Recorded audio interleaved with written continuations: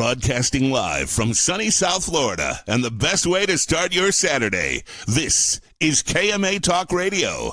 Life, liberty, and the pursuit of fine cigars. And now your KMA crew.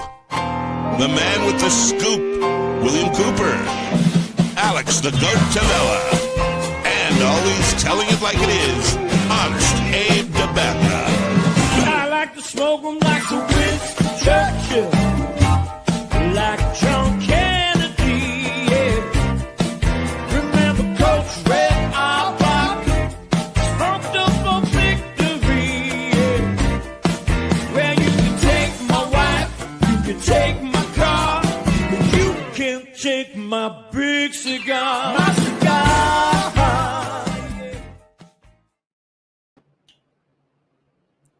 This is the moment where viewership plummets. Excuse me. I have an announcement to make. As you already know, Honest Abe isn't here. That's why you see me. And if you want to know why he isn't here, it's because he was sick to his stomach, because he lost so much at the craps table last night at Smokin' Boynton Beach. But we're going to fill in for Honest Abe, and we're going to have a show. Viewership actually just went up. You do like me. I'm going to get my crew in here because we got a lot to talk about. We don't know what we're going to talk about, but we got a lot to talk about. So, coming in hot, my dear friend with the scoop, always rumor and teaser free, William the Scoop Cooper. Yeah. And for those that don't know, the lady that keeps our Facebook page looking fabulous and up to date, it's Jessica Schaefer-Brandt. Good morning. Hey, Good morning. Good morning. Good morning. Yeah, good. My mic is working now. It's good. Everybody can hear me. It's good. Okay. Complications this good. Morning. We got you. Thanks. We're here. And you know, credit to you. We got that done. I think we all kind of checked in at like 9:54. You know, it didn't take us 25 minutes to figure out where the button was. No, that's funny. Yeah, no, what I was trying to say when you guys were talking about Abe, I said, well, he did post like 4 hours ago as well. So like, did he? Yeah. So he's probably also very tired. Can only imagine. Well, he was probably, actually he texted us about 4 hours ago saying, yeah. So Abe is sick. We don't know what's going on, but Abe caught a little something. Well, I'm just getting over something as well. Like I'm at the tail end. This is the first time I've smoked a cigar in like 4 or 5 days. And I still probably shouldn't be smoking one because it's still all here in my chest. But you know, we all do it. We all do it. You know, because it's the anticipation of I haven't smoked a cigar in 4 days, so that first one is going to be. But then we jumped the gun and we hit that first one too early, and it's not. It actually tastes like shit. We're just powering through it because we want to smoke. I know. I was like, what was that? What were you gonna say, Jess? I was going to say, I shouldn't have picked the cigar that I'm smoking because it's from the Cigar of the Month Club, but I really wanted to try it. And I was like, oh, not the time. Cut it, lit it. I was like, damn it. Why did I do that? Yeah. Just coming off sick is not the time to try stuff. I know. I should have went with an acid, right? Maybe I could have tasted something. Right, I don't know. Right. What was that, Cooper, I saw? Well, I have to show this because this was a gift from Kevin. He sent me the Room 101 San Andreas, and I've been waiting all week to fire this up. This is nice. They call this the 808 size. This cigar was released 13 years ago. Okay, and I can't believe the pristine condition. First of all, it's in. Kevin really kept these in great condition, and I love this cigar in the day. So I'm very grateful, Kevin. Thank you very much. Just no, he didn't told take this me out of your stash, but no, he told me he was sending you that. So funny story about those cigars, though. We have a little like lounge in Northport called Northport Smokes, and he's like a hoarder that owns this lounge. Like there's so much stuff in there, and he found these like hidden, like sitting there, all these boxes. So that was like he bought a bunch of these boxes. So that was kind of like, he was like, oh, Coop really enjoyed that cigar. Let me send him one. Cause Kevin's it's very nice. Yeah. Kevin's a hoarder of cigars too, but we found old tatuajes there. Like you name it. I love finding those type of shops, those shops that they don't even know what they're sitting on, or they're just not gems to them, and they're gems to people like us. I love, finding a shop you never been in. You see some stuff on this shelf, you're like, holy shit. Well, yeah. So like they have like it's like a cigarette vape side, and then there's a whole lounge like with a wall like blocking it with a humidor. So like he was the only one running it. So I think it just got to the point where his cigarette and vape side, obviously he needed to be manning that all the time. Sure. And then the lounge side just kind of like went to the wayside, and he just kept getting stuff in and just putting boxes up. It was like insane amount of stuff we found there. Yeah. So, this is 2000. And I went and said when this was released, it was 2012. So, and I don't think it was probably in production for a couple of years at least. So before Matt kind of left the Davidoff family, and this was one of my favorites of the day. This was a great surprise. It's funny you mentioned 2012, Cooper. I might as well give a heads up to the local folks that are local to smoke in Boynton Beach. They did a little, I guess, fall cleaning in the back room at the shop. And currently there are things like Goldie No. 5s from 2012 sitting on the counter in Boynton Beach available for sale right now. The original Goldie No. 5s, not the re-releases. Yeah. No, Goldie No. 5s. I smoked. Wow. Thursday. I couldn't believe they were there. Yeah, every once in a while they do a spring cleaning, and you'd be surprised the stuff you find, man. Wow. Well, you too, like when you're in the humidor, like especially the way Smoke Inn's humidor is, they have to make room, right? And then there's like cabinets underneath. Like stuff does get pushed to the back, so that's kind of cool. Those are cool finds. For sure. Yeah, we love those finds. We love those kind of finds. Yeah. I do too. Yeah, I got to go into the. I went when I was down last week. I did stop in on Saturday quickly. I did get a quick go to the vintage room, so because I had to pick up a gift for someone, and I wanted to get out of the vintage room. So there's still some great gems in the house. Yeah, good place to buy a gift. That's for sure. Yeah. The vintage room is a good place to buy yourself a loved one something nice. Yep. Maybe I'll hit the vintage room today. Not a bad idea. We got a big fight coming up tonight. A big fight. And you know what's great? It's on Netflix. And it's on Netflix. It's on Netflix. Isn't that where they had the fight? What was it? The fight. The Tyson Jake Paul. It kept glitching and like people getting kicked off. It did. I have a little bit of concern, but I'm going to have some faith in Netflix. Netflix does also have an NFL contract, and I don't think the NFL is letting slide like what happened at the Jake Paul. No, they're not. So I think Netflix is probably prepared. I hope. Yeah. Probably. But yeah, big fight tonight, Cooper. Big fight night. We haven't had one of these in a while. It's almost like it seems like it's a year. It's got to be, at least this is the first one this year. I mean, if you want to count the Tyson thing, that was probably the last big one. That's they're but in terms of, it wasn't big in terms of a championship, Right, but as far as viewers and eyes on the screens tonight watching this fight, for sure. Yeah, for sure. No, man, should be a good time. I'm gonna have. Listen, I don't know. I have anywhere between 6 and 25 guys showing up at my house tonight. But for me, it was just one of them things. Listen, I'm hanging out. I'm watching the fight. I'm going to put it on a projector in the yard. You want to come over? Come over. You don't want to come over? I don't care either way. I'll sit out there by myself just as comfortable. Is this the first time you're doing something like that in your new house? Something like this, yeah. Like we had my son's birthday true. When we had a bunch of people over. But yes, I mean it's the first time just have a bunch of guys sit outside, smoke cigars, hang out in the yard, watch a fight. So it should be fun. Yeah, that's cool. Should be fun. And That's and the weather's changing. It was like 78 degrees last night. Yeah, I know, and it looks like I may actually get a break from the damn rain today. Are you guys getting smoked with rain too on that side, Jess?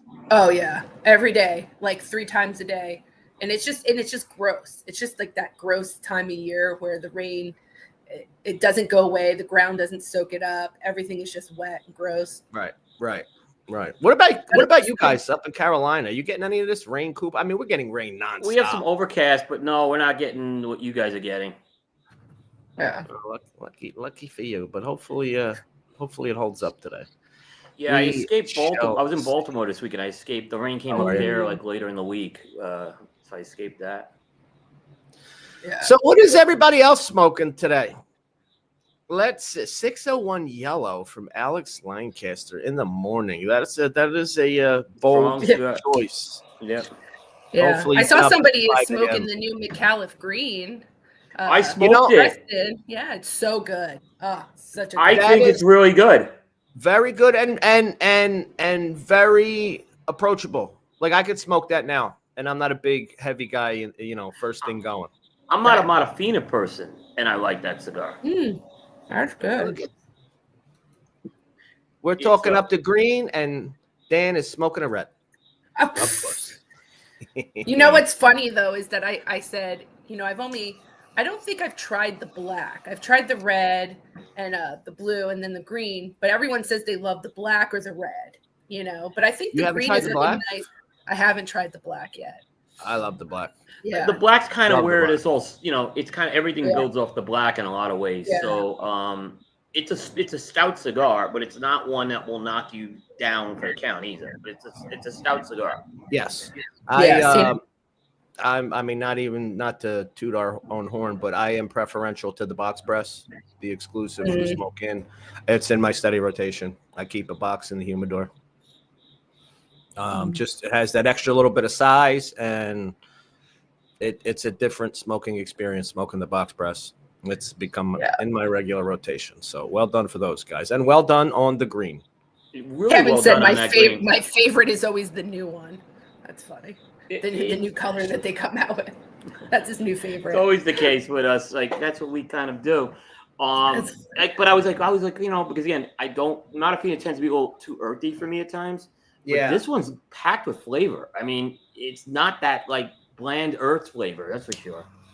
Yeah, that I think, and it's funny, we don't talk about like these kind of things a lot, but I think that San Andreas binder really helps with that, Cooper. I think so too. Which is kind of like the common thread of all the colors is all of them use San Andreas in one form or another.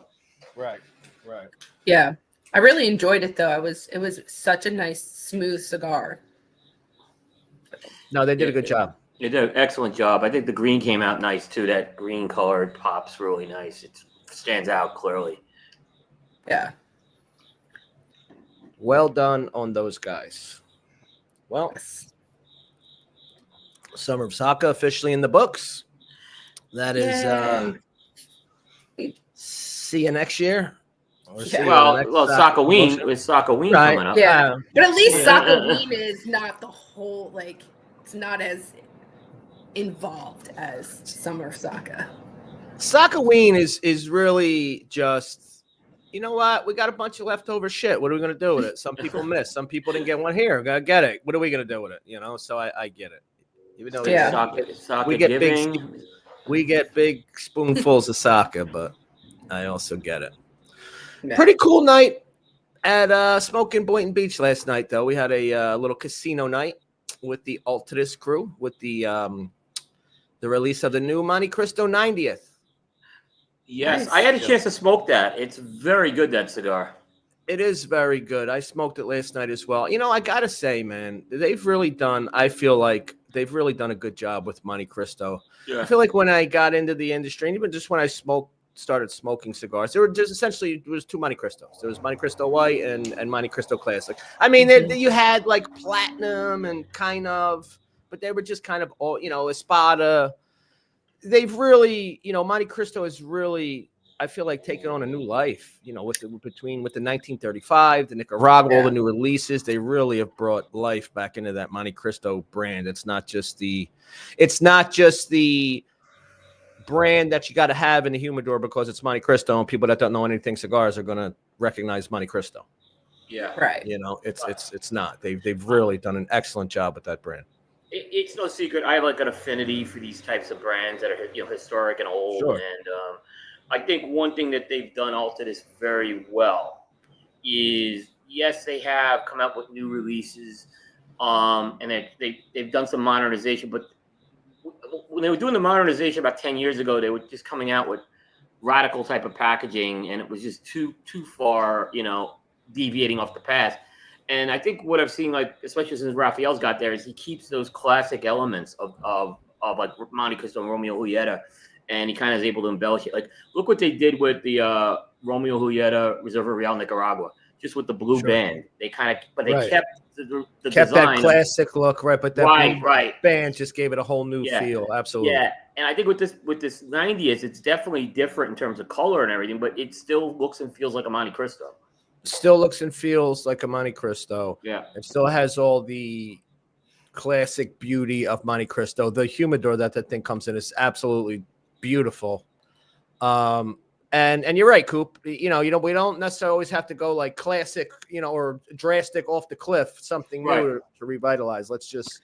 Well, someone said they definitely kept themselves relevant, and I think that's like a good point, because just because maybe someone said, "Oh, hey, this is like an established brand, you should, smoke it," you're still only going to have a handful of people that gravitate towards that. Yeah. But keeping yourself relevant and getting new smokers or people who are just coming out and like learning about cigars to want to try some of those, because the idea of being a new cigar smoker, you want what everyone else is kind of smoking now, right? Like some people come in and don't build themselves up. And I think like the Romeo and Julietas are like a perfect starting point for like new cigar smokers. And so to keep themselves relevant is huge, Yeah, I agree with that a lot. I mean, I think that's the way you have to do it. And eventually, like I said, because you're going to be able to reach out to all types of smokers that way too. Yeah. Sure. And while I don't think it has the same popularity as some of the newer Monte Cristo brand. Inspirato kind of did the same thing for Macanudo. True. It did. Yeah. It did. It definitely did. I remember when they had the IPCBR trade show and they launched the black and the white that year, and it was a big deal. So yeah. Yeah, no, it's good, and I'm with you, Coop. There's legacy brands kind of get a lot of shit sometimes, but that's where our history lies, man. We hate to see them go to the wayside. Well, what's interesting is a lot of these cigars coming out of Nicaragua from Monte Cristo, they're being made at AJ, they're being made at Plasencia. There's plenty of boutique brands that everyone loves coming out of those same factories. So if you like those cigars, chances are this cigar may be one in your wheelhouse as well. So it's the same, a lot of the same tobaccos and the same, people rolling them is what I'm saying. I think for some people too, though, it is really price point. It's not even really about a cigar. It is how much can they get for their price point? How many cigars? So the ones who splurge, the ones who want like certain type of cigars, they're going to spend that money. But you have those guys who smoke every day, sometimes 4 or 5 times a day in a lounge. Like they're retired. They're only spending a certain amount of money. Yeah. So it's the price point too for some of those brands. Sure. Yeah, and I heard a lot of people when they came out with the $150 Monte Cristo, a lot of people were saying things, and I'm like, it's not a cigar. I call it the Rob Report cigar. Yeah. That's not a cigar you're going to smoke. That's not one of those cigars you're going to smoke every day. It's one that you may splurge on and for a special occasion and all that, but there's plenty of other cigars in the portfolio that will fit the bill, like you said, Jess, on that. Yeah. Yeah. You said something, and it made me think. It's actually interesting that there's not as much, especially in the layman, and even in the somewhat seasoned, there's not as much emphasis on factory as there probably could be. Just in what we commonly discuss. Now listen, we do it with the big guys, and obviously in what we do, but a lot of times, if you know a little bit, factory is going to give you more information than country of origin. Obviously country of origin will get you to understand it, but if you're looking to understand what a cigar is probably more or less going to be in that wheelhouse, it's that factory. It's whatever that factory is producing. We don't put a lot of emphasis on factories. I know it could get tricky, but like you said, Coop, there's stuff that there's a lot of boutique stuff coming out of the the same factories that are producing Monte Cristo white labels and classics that a lot of people just don't realize. It's like I said, it's a so I look at it like because like you said, if the factory is being de-emphasized and you're kind of pushing the brand, you kind of lose focus of like, well, they're all kind of coming from a similar DNA. Right. If that makes sense. Right. Yeah. So I think pay attention. Like I tell you, a great example is like Southern Draw. People love Southern Draw cigars, right? Sure. Well, guess what? AJ makes those. He makes all the just about except for one line. I think he made all the Southern Draws. So again, there's probably something in the Altadis or general portfolio being made by AJ you're probably gonna like too. You should give a shot to. Yeah. Listen, at this point, if you're trying a few brands in the Altadis portfolio, you're going to wind up trying an AJ cigar. And Yeah, AJ's definitely. imprint is all over many of those newer Yep. lines. Yeah. And guess what? Altadis is going to be paying a premium for some of those rollers and some of the tobaccos they're using as well. So Sure. Is that a credit to Raphael? Is that where that relation? Because I know that they have obviously a very strong relationship, but was that kind of forged there? I think it got strong. I think that one was forged through Raphael. I want to say the Plasencia one started a little before Raphael, but he's got tight ties to Plasencia as well because he's worked with both factories in the past. But Sure. I do know that Raphael and AJ have a friendship that goes back before Altadis. Raphael's a boutique guy. A lot of guys forget that. Raphael's a boutique guy at heart. I mean, they have a very close personal friendship. And I spent some time with Raphael last week, and I kind of got a little more insight into that. So yeah, they're definitely. I think as far as Altadis goes, that's a big part of what happened with Altadis. And like I said, I think the Plasencia one might have started a little earlier, but it's definitely got strengthened with Raphael because he's worked with Plasencia in the past as well. Sure.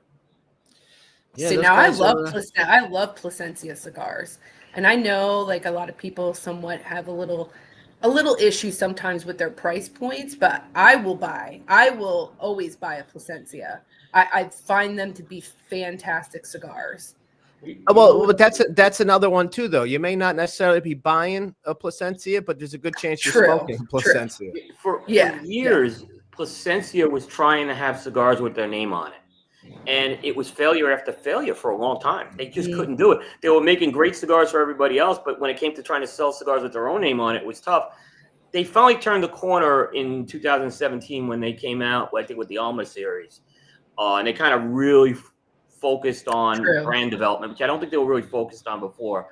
And they found a sweet spot with the luxury lines. They did. I mean, the over $20 piece. They found their sweet spot with that. Yeah.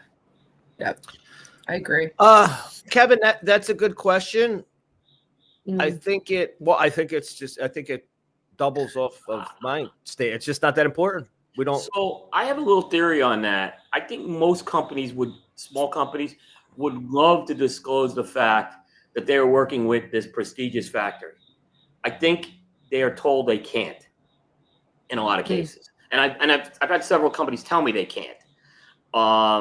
For whatever reason, I don't know if it upsets the other clients they have in the factory. I'm not sure, but I have been told that we'd love to disclose the factory, we just can't. Interesting. Coming from the manufacturer? Coming from like other people who are making cigars in that factory, I guess, who don't want it known.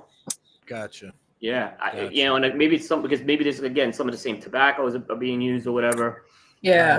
Right. I mean, that makes sense. You think about like certain companies that are having cigars made at certain factories, and then you have someone who has like a boutique type of cigar, and it might be doing really well, maybe better than some of these more established brands. So that's more competition, right? Now they're like, oh, it's coming out of the same factory. True. Right. Why do I got to buy this? Why should I buy this $25 cigar from this guy? This guy's $9 cigars coming out of the same place. There was a brand that I remember came out about 10 years ago. They're actually still a very good brand today. And they didn't disclose the factory, right? Except they made one mistake on their webpage. They put pictures of themselves in the factory. And if you looked at the walls, it was a dead giveaway for what the factory was. So it was like, that wasn't like the brightest move is what I'll say. Little attention to detail goes a long way. Maybe it was a deliberate move. I don't know, but yeah. Ray, thank you very much for the compliment. You're funny, but Coop, you need to get to Ray's restaurant. I do need to get to Ray. This is absolutely. It is my number one. I have not been over to the west coast of Florida this year. I don't but get over there that much on either. the list. Yeah, you definitely, both of you have to go and try it. I don't get up there. I may have much, to crash keep the seeing JC Newman Studios too. So There you go. Right. I think I'll do that too. So keep it is. seeing I'm the trying. pics. I'm going to try to get down there in January. I'm hoping so. Nice. Yeah, definitely. Yeah. You will not be disappointed. It's fantastic. Oh, I really want to do that. Yeah, it's funny. I considered it because I had to drive all the way to Ocala to pick up my dog. But at that point, I was on the road I was too far from anything in that direction. I was too far from a damn Buc-ee's. I wasn't adding an extra hour and a half either. I was like, you know what, whatever. I'm just going. Ocala can be scary too. It's kind of like Deliverance sometimes. Like you go through parts and it's like, where am I? Like what's happening? I was on a dirt road. Yeah, I was on a dirt road for sure. You see like one truck stop at some point, and that's like it forever. Yeah. It's out there, and it's dark. Yeah. It's dark out there. Like there's no lights. It can be intense. So yeah. What kind of dog did you get? Got a boxer. Oh, okay, nice. Yeah, got a nice boxer in Ocala. You know, I would have liked to done it for Christmas, but when you're dealing with a breeder, you know, you get the dog when they have breeds. You know, when they have a litter, that's when you get your dog. So do you male or female? I do male. I just don't want to deal with female shit in a dog. So what is the dog's name? What did you guys decide? The dog is named Khan. The dog is named Genghis Khan Tavella. Yes. I think I was telling you, I love boxers. They're beautiful dogs. Yeah, good dog. They're good dogs. They're smart dogs. They have a short coat, so they're not full of hair everywhere.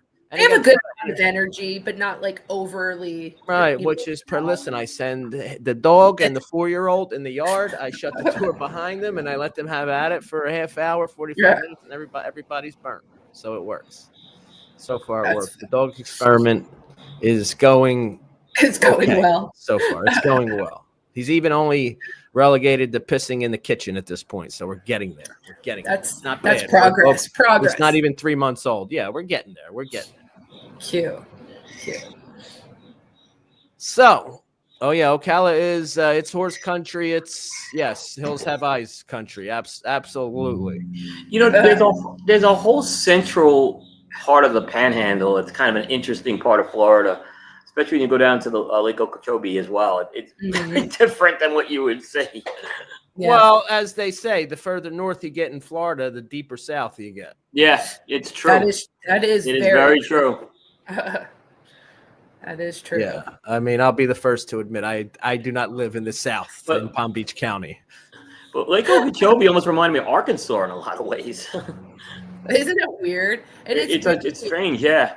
Like the first time I ever went to Tallahassee, I was like blown away because I'm like, wow, this is like kind of being up north. There's like hills, like actual hills you have to drive up, and like the foliage is different, you know, in like Tallahassee. But it's like so weird to be on the Gulf side of Florida, you know, and then go to Tallahassee. It's like totally different. I was on Lake Okeechobee once. The only thing I remember about even as a guy who lives in Florida, you know, listen, we live by canals and stuff. You see alligators. But if like you want to see real alligators, like go to Lake Okeechobee. If you want to see like 10-foot long, like real alligators, go to Lake Okeechobee. That's where the real alligators are. The giant, massive, like real deal. Yeah. Yeah, it's a different world up there. But it's not that far. I mean, I know when we used to stay in Port St. Lucie, it was only like a half hour away. Yeah. Port St. Lucie. Yeah, you're there. Yeah. I don't know. Florida is definitely interesting because it has so many different, like, I don't know, like textures of things, you know? Yes. So, you know, I lived in Jacksonville for a while, that in Orange Park. That's like a whole different world there too, you know? Absolutely. And it's also the most transient part because that's like how most people come into Florida, you know, and it's military over there. So it's so weird. It's like such a weird vibe over there. Yeah. You know what I found weird? How the hell did all the wrestlers wind up in Tampa? I feel like they all moved. Didn't they like all move to Tampa? They all moved to Randy, Macho Man, Hulk was there. Hogan, Ric Flair, all Yeah, it's like they follow Wound the up- Ringling Circus like way, like, oh, this is my summer home, you know, Right. or Right. our winter home or whatever they called it, you know. Nah, It's like man, the they all made circus it to people Tampa. that came here. So bizarre. Yeah. Yeah, maybe because of the entertainment side of it, you know. Who knows? But it's true. There's a lot of people from WWE that are in Tampa. It used to be Charlotte years ago, for the non-WWF wrestlers. It was the old NWA. Charlotte was like Ricky the Dragon Steamboat was here. Flair, of course, lived here for a while. We seem to have a lot, but that's changed as well. They don't they don't all live here anymore. Oh, you guys are getting new Bucky's, huh, Jess? By you guys? Yeah, I guess so. I just read. Kevin is like Kevin is top up of all on the that scene. stuff. Like Bucky's is a cool experience, but honestly, like it wasn't as like. I mean, it was overwhelming when I went to Bucky's, but I'm like, I'm not eating any of this stuff. You know, like some of this stuff is just like too. Why It's not? too much. What do you mean? I mean, we tried things, but like Kevin's, because it's still gas station food to me. I don't know why. So there's one mind. thing that I don't get, and I don't know if this is a thing, but I don't understand. Is it chamoy? Is anybody? Am I saying that? Is anybody know? I don't know. I don't know if that's correct. I gotta look it up. Somebody help me in the comments. Yeah, beaver right. nuggets. Beaver nuggets are disgusting. I'm not a fan of them. I agree with you. I'm with you, Jess. Now listen, Bucky's the juice is not really worth the squeeze, and a lot of these Bucky's, like it's traffic to get into it. I'm like, I don't really want to deal with this. But the bathrooms are the cleanest bathrooms. No, they are. You can't argue that. And I am a bit of a germaphobe, so that's why I'm like, I will sometimes make the effort to go there. That's a good place for Bucky's bathroom. No, it is. If you're a germaphobe, Bucky's. Listen, I am a big germaphobe, and yes, so.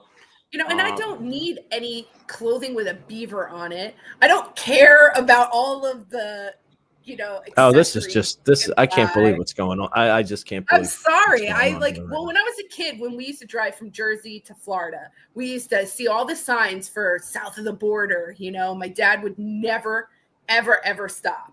And it was the biggest tourist trap. Well, and then when I had my son, I remember driving back from Florida to Jersey, and he was like, "Can we stop?" And I was like, "Yeah." He was like maybe 6 or 7. And we were like, I'm like, we're going to the big sombrero. Like, that's my goal in life, is to see what was in there. Just a bunch of sombreros. Like, listen, man, I'm with Alan Rubin here, man. I'm with Alan. I don't care what I'm with Alan. How dare you speak today? No, the brisket sandwich is good. I'm not knocking with Alan. But I am with Jess on the beaver nuggets. They're highly overrated. Yeah, beaver nuggets or whatever. Now, the other food was good. Like, Kevin got like a breakfast thing. I mean, it was definitely good. But it's not like I'm like, ooh, I have to go to Bucky's. And I think it's just whatever. Like, I don't get it. I don't get it. If I'm not using the bathrooms, I'll stop at Wawa. Yeah. Not that the Wawa is a bad bathroom, but But I'd rather go to Wawa. Me personally. I can't believe it. You'd rather go to Wawa. I mean, listen, I'm a Wawa. I just gotta. The food's better at Wawa. I don't agree with that. No, really? I mean, listen. I'm with you, Coop. Well, no, they have good, man. A Wawa sandwich, absolutely. But, I can't get a Bucky's brisket at Wawa. It's different things. But there's better. See, here's the thing. Where I am, I can get better brisket than Bucky's. Oh, there you go. Fair. Yeah, that's a good point. Yeah. Yeah. But yeah, so when we went to St. Augustine, we made it a point to stop at the one in Daytona area, the Bucky's. It was like so much going on. And then we stopped on our way back. We did it twice. So I was like, all right, that's it. I don't ever have to do this again for the rest of my life, and I'll be fine. So sorry, Alex. Oh, that's okay. That's all right. Well, the other thing is the jerky there is really good.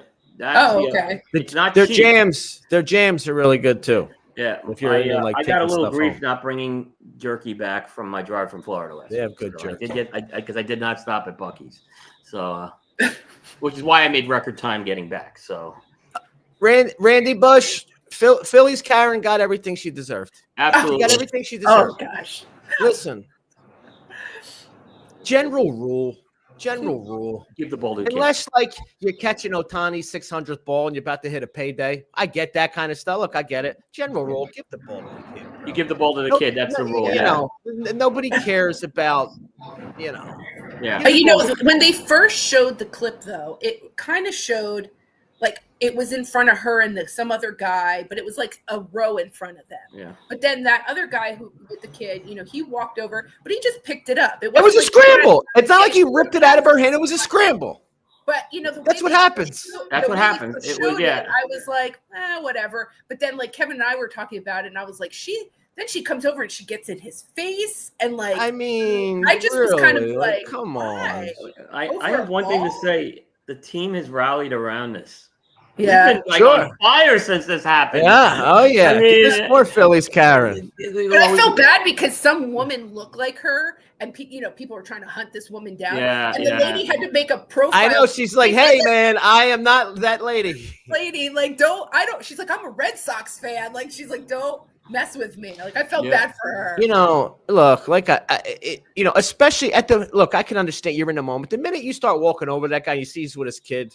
It's just like whatever. Yeah. You know, what are you gonna do? Yeah. Nobody cares. You know, look, it's not. Look, I get it. We like to chase. It's part of the game. You know, there was a mad scramble. A guy got the ball. Nobody cares about Brandon Marsh's 12th home run of the season. It's not worth any money. You know. Yeah. Give the ball to a kid, man. Give it to the kid. You always give it to the kid. Yeah. You give it to the kids. Yeah, it's one of them major. You know, it's you know, the Game 7 World Series walk-off home run. No, I ain't giving that to a kid either. I'm getting paid. I get that. But like, come on, dude. You give the ball to a kid. Come on, lady. Yeah. Yeah, but it also in the footage, it didn't really show anyone really trying to get the ball. It's like it was kind of like they were reaching. That ball was in the ball popped. Everybody just walked over and picked it up and walked by. Like, do like. I mean, if it was that important, she should have, you know, gotten on the ground where it was. She was just like reaching for it. I don't know, whatever. She got what she deserved. 12 games up. I never would have thought this. No. Now, I'm worried about October because you know the bats are going to go silent, Alex. I'm not getting excited. I know. You know what's going to – this baseball's like this. So.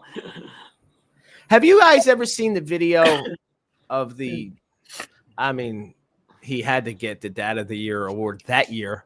But the guy that was at the baseball game walking down the aisle with his kid in one hand and a beer in the other hand. And I remember that, yeah. You never seen this, Jess? I don't think so. Yeah. Oh, let me see if I can find it on YouTube. This guy's a legend.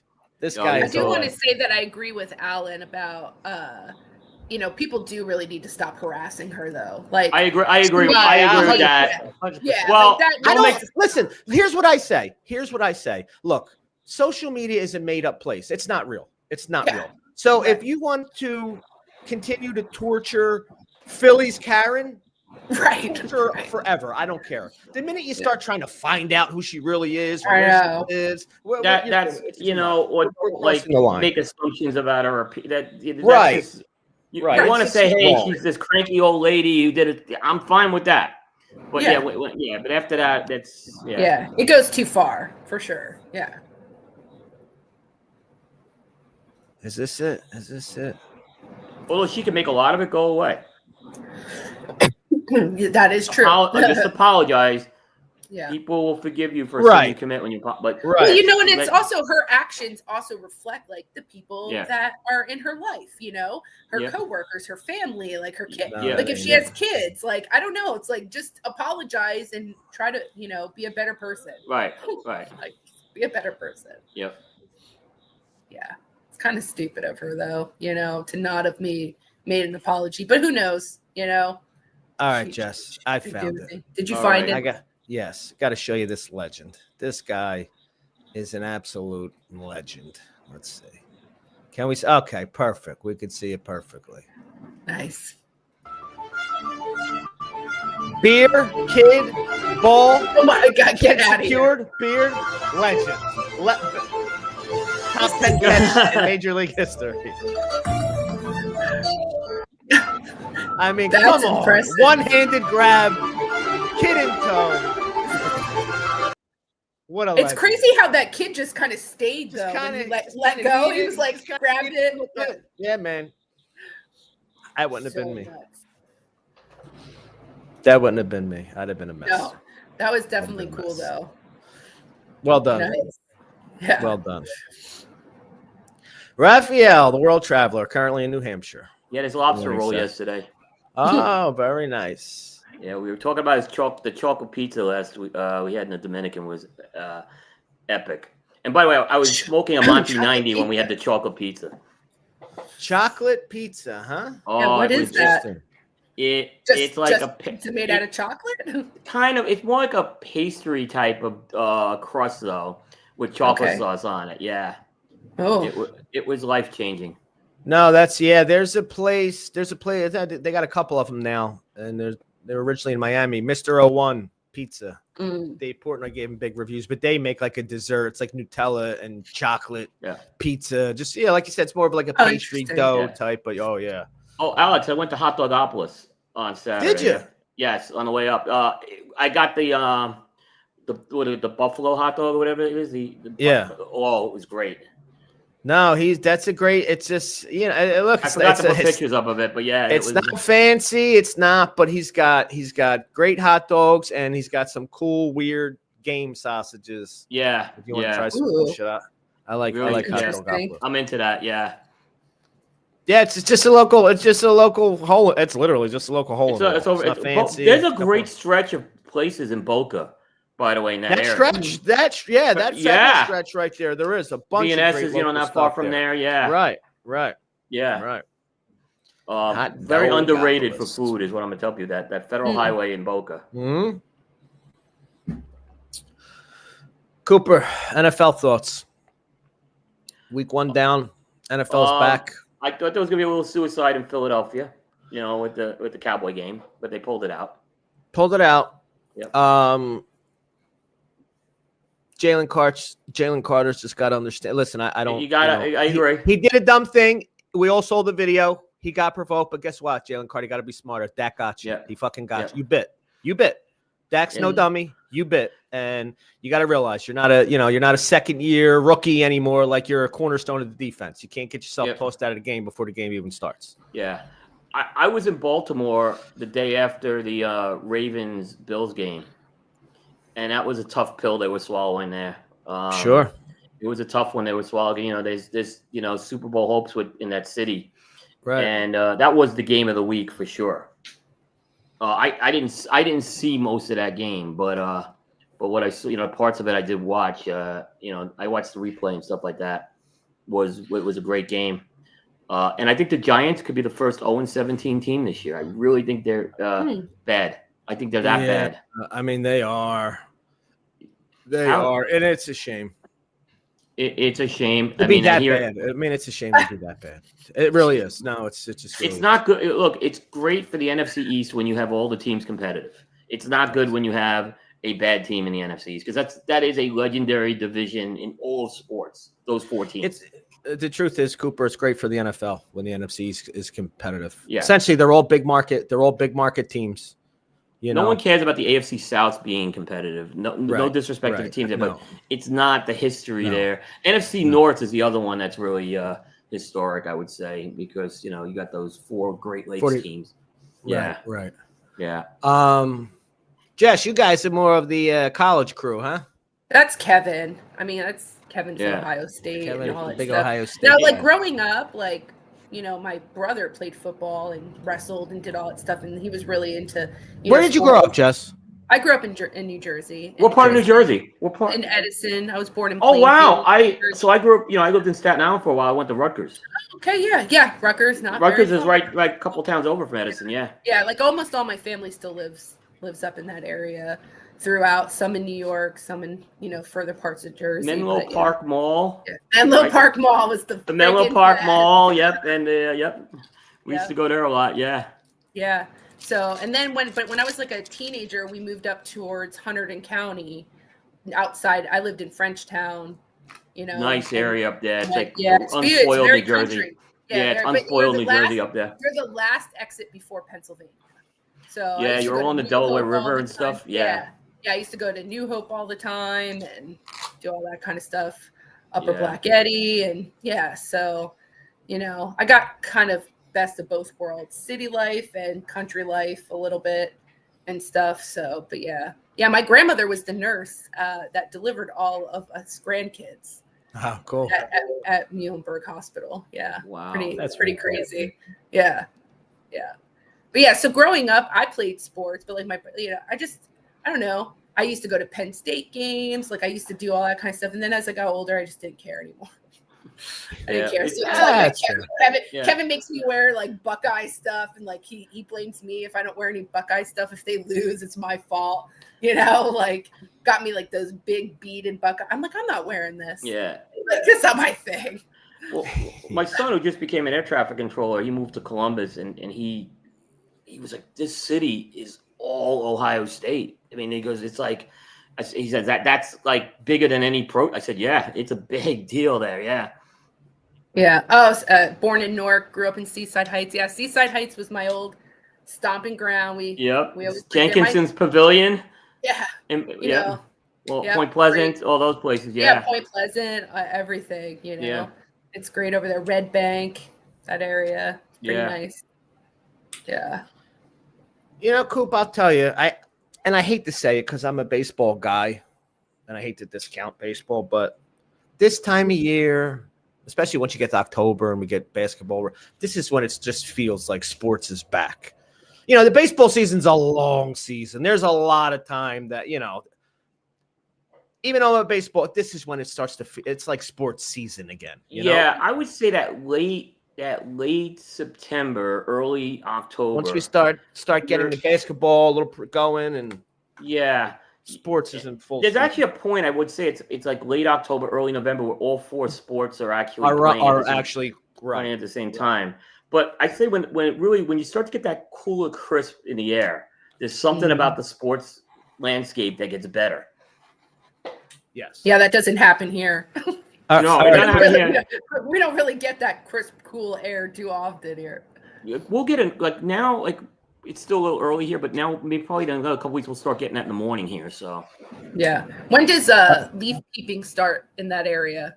Ooh. Like I would say around October 20th or so. It also probably depends on what kind of summer that there was, like when the leaves start falling.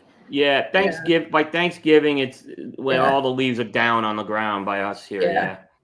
All You guys get a lot of like tours for leaf peeping, like those leaf peepers, those people. They go up to the mountains to do that. Mountains, yeah. So not really much Charlotte, but you go about an hour and a half to 2 hours away in Asheville, and it's Asheville gets it. Yeah. Quick trivia question, right? It's because you brought it to my mind. You mentioned Cooper. Right around that October time is the quick little window of the year where we get like all four major sports. What is the only day of the year there are none of the four major sports played?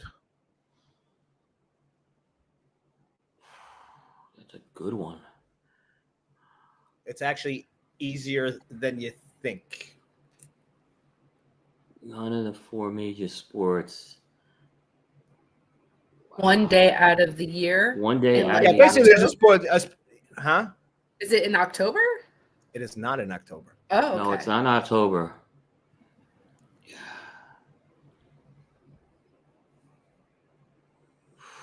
Wow. I'm going through the months of the year. On daylight savings day, like the second. No. Nope, and it's not. It's not Christmas, Preston. Christmas is right full of basketball. Yeah, it's got to be outside of baseball season. Is the way I'm looking at it.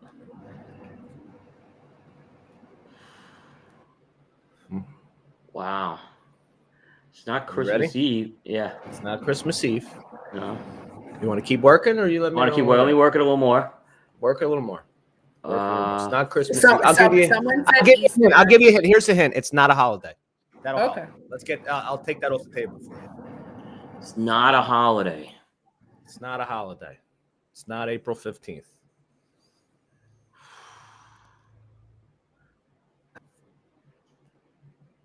Kevin was trying to cheat with ChatGPT. Yeah. Sure. No, I don't want to do that.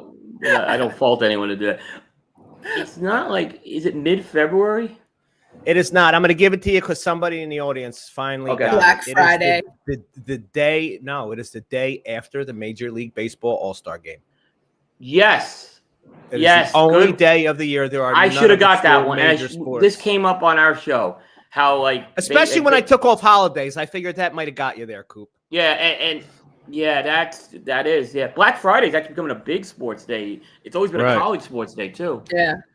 Yeah. For both Right. basketball. Yeah, but unless you count like MLS, but I'm not going to count MLS here. Right. That's why I said the major four. The major Yeah, four. four. Yeah. So when's the Bas- date on that though? Like, what's the date? It's usually mid Is July. it- Yeah, it's usually It's- mid-July, somewhere a little bit like right after. That's why they have the ESPN right after ESPY 4th of Awards July. that day. The ESPY Awards. That's what, and like usually the Ocho, ESPN, they run like the Ocho that day. There's nothing going on. You have the goofy sports. It's when you're going to get a day full of. Thank God for like Major League Baseball All-Star Game highlights, because otherwise you're just watching cornhole all day if you turn Well, on ESPN. and now they have 2 days after the All-Star break off. It used to be one. Now they do two. Right now, so actually, there's actually 2 days Yeah. of no sports, no professional sports. Yeah, unless you count training camp, but I'm not going to count training camp. Like,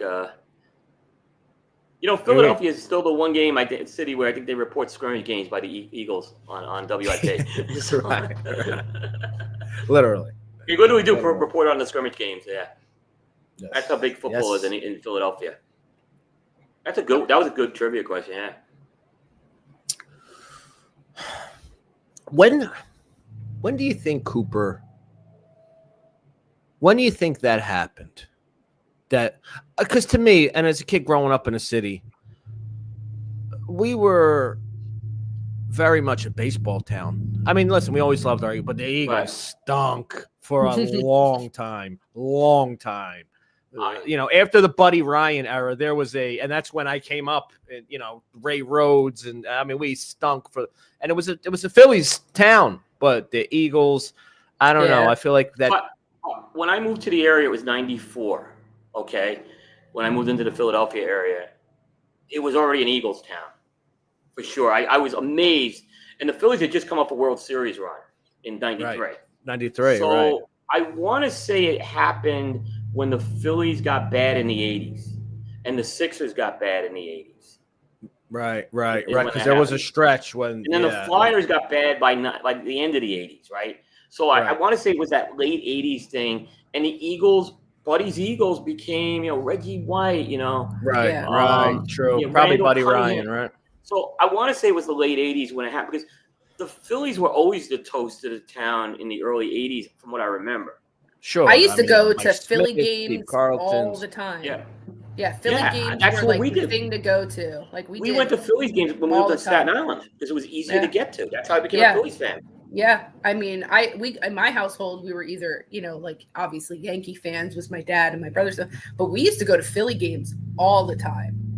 So New York became more of a football town in the 80s because when the Giants got really good, and the Jets were actually not Yeah. bad in the 80s either. They had a couple good years. That's when I started, and then that's when the Yankees started getting bad in the late 80s.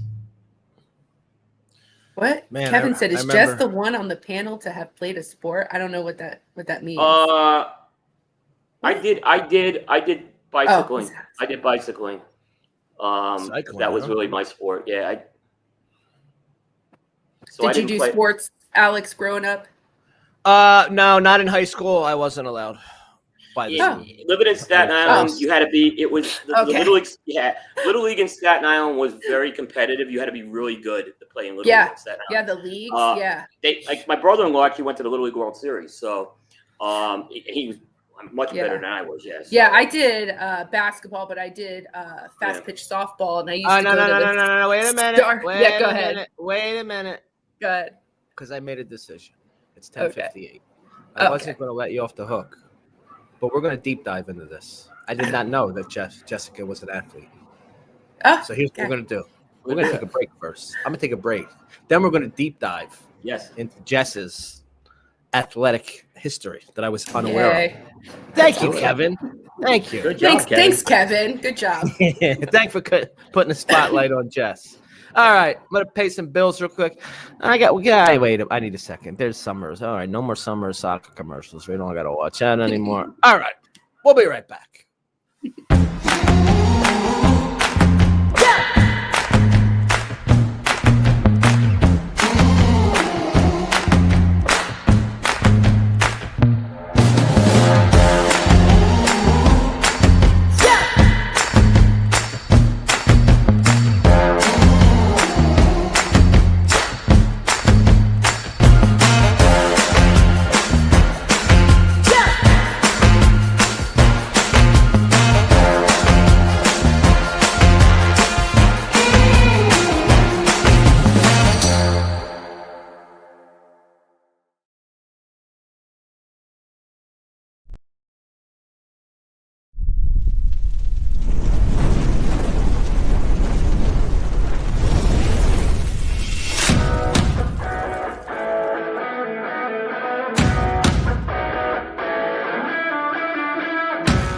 Honest Abe here with the GOAT to tell you about Smoking's Cigar of the Month Club. Alex, tell our fans out there why our club is the best darn club out there. Absolutely. I'll tell you why. Because every month I personally handpick 5 premium cigars. No filler, no fluff, no fugazis. These are all premium handmade name brands that you can find in any brick and mortar store in your area. All delivered to your door for $34.95. And our average monthly retail value since the inception of our club has been almost $57. Another great feature of our Cigar of the Month Club, Alex, tell them about the ease of our Cigar of the Month Club. I'll tell you, I hate subscription services. It's always a pain to cancel them, turning them on. We've made it super simple. All you gotta do is log into your account. There's a little green button there. If it's green, you're active. You want to take a break, you're going out of town, simply hit the button and you'll deactivate your membership. Want to turn it back on? The exact same easy process. You can turn it right back on. We've made it that easy for you. Another great feature is our Double Down Club. Alex, tell them about the Double Down Club. We had so many of our members reach out to us who really enjoyed our selections every month that they wanted to know there was a way they can get 2. And we've made that very simple. With a simple check mark, you can get double this great selections every month and save $10. Does our club have perks? Of course it have perks. You want to tell them about the perks? As a member of our club, every month there's a special discount code where if you like any of the selections, we will offer them to you, so you want to come and get some more, you can get them at a special discounted rate for our Cigar of the Month Club members. And finally, expedited shipping. Tell them how fast we get the stuff out, Alex. We get the stuff out on the 28th of every month. Our membership bills on the 28th, and we get every member's package out on the 28th if it's a shipping day. 5 great reasons on what makes Smoking Cigar of the Month Club the best club out there. Check it out. Peace. Hey, I really appreciate you doing the video with me. Thanks. Oh, yeah, you're welcome. I mean, you didn't let me get a word in, but whatever. What? Well, great. It's perfect.